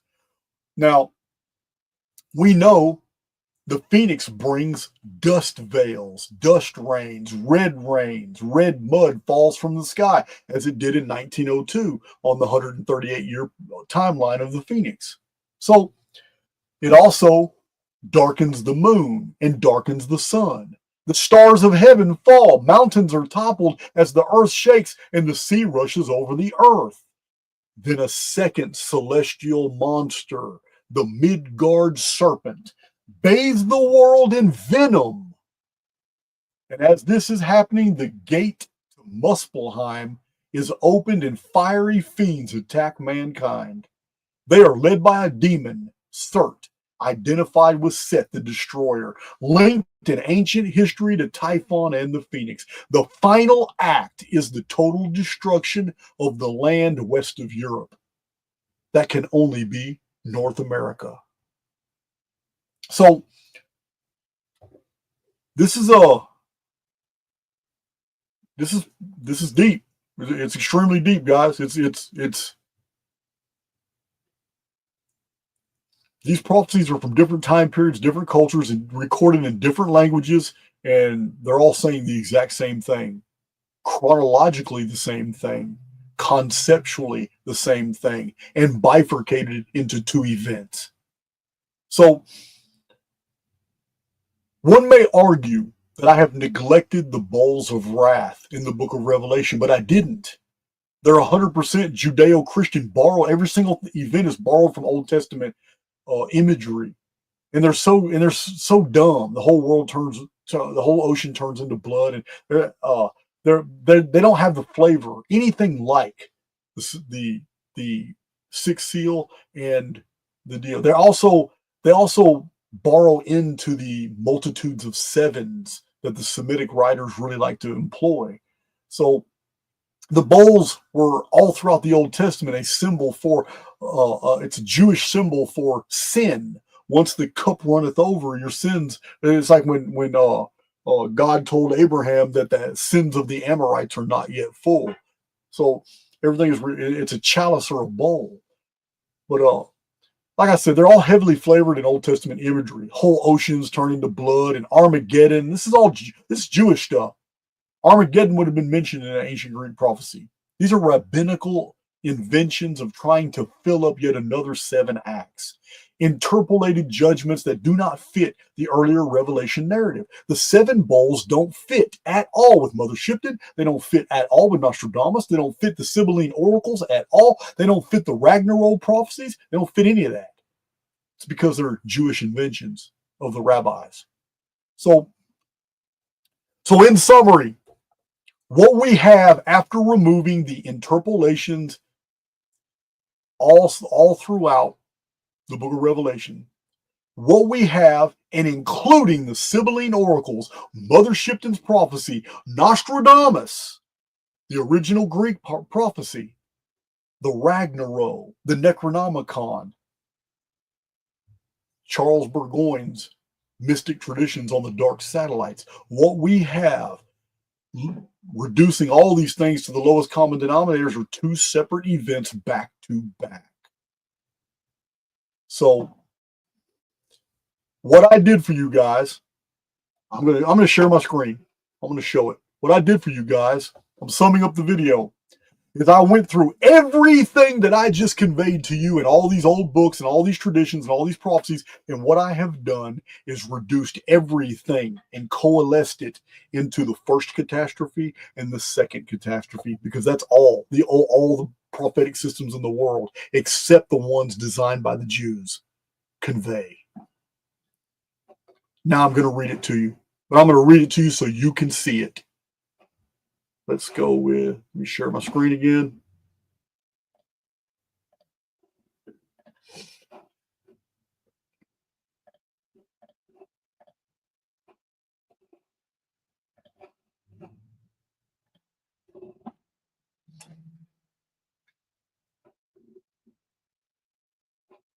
Okay.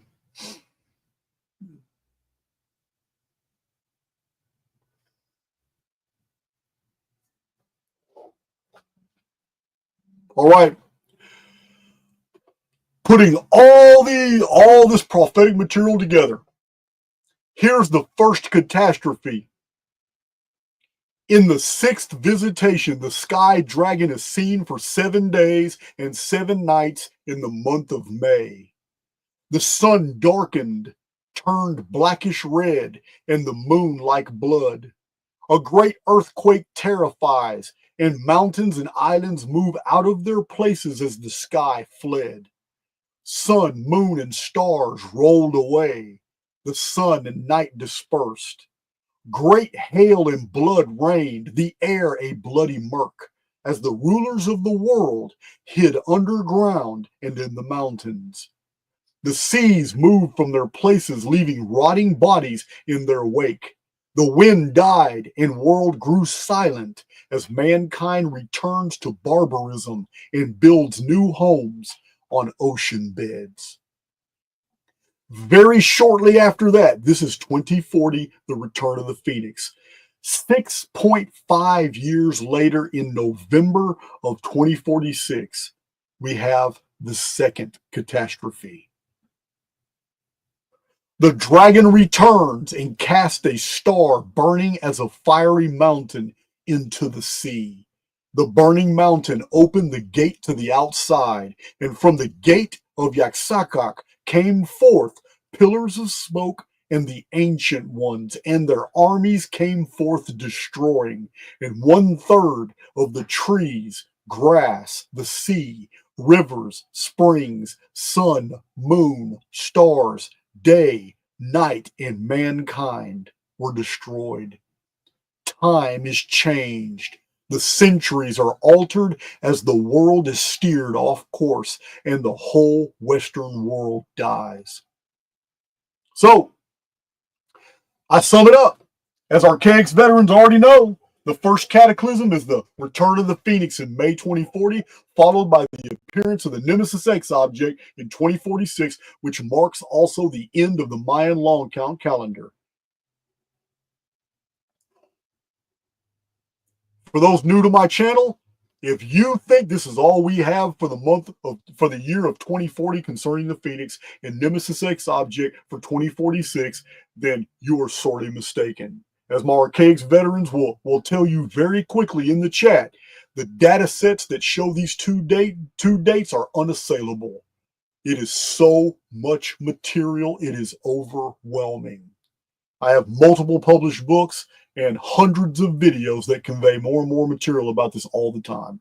This is what I do. That is my presentation, and you can dignify me with a response in the comment section. Did I make my case that by removing the Judeo-Christian elements from the book of Revelation, we are left with a legacy? The original Greek text is exactly what the rest of the world outside of Christianity and Judaism say the end of time is going to be like. Did I make my case? That's all I want to know. I can't believe my first Revelation video was 4 hours, and this one is 2 hours and 11 minutes. Man, and I still have coffee in my wow. That is amazing.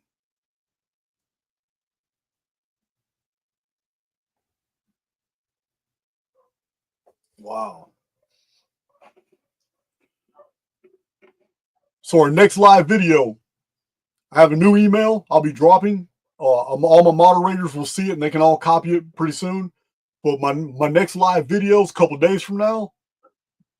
Q&A, baby phoenixes and our advanced Archaix veterans. It doesn't matter. We're going to do an open. We might go about 3.5 hours, but I'm only taking. I'm not taking questions from the chat. I'm only taking questions from my emails, and I don't want to know what your question is. I don't care. If you say something stupid, of course I'm going to delete you. You're going to get up out of there. We're going to go to the next person like it ain't nothing. I don't care. But we'll be taking some questions from the chat. Mjolnir strike, that's right. Let's see. All right.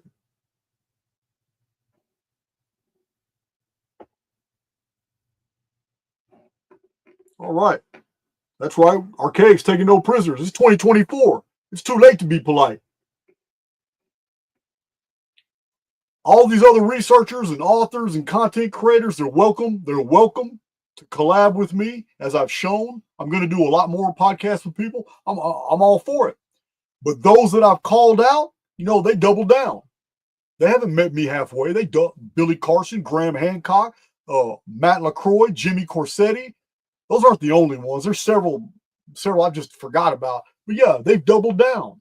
They continue to espouse that BS, and because it's a grift. It's a grift. It's all about the money.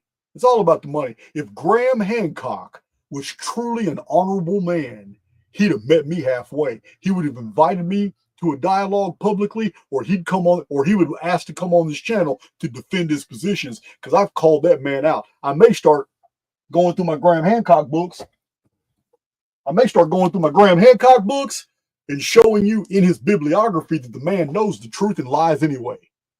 Yeah, man. I can go through a lot of these researchers' books, guys, and use their own bibliography to show you what is real from what is imagined, and then show you in the text where they're going with what is imagined, even though they had access to the correct information in their own bibliographies. Yeah, guys, I don't boast this lightly. I do not boast this lightly. I don't mind people putting me to the test.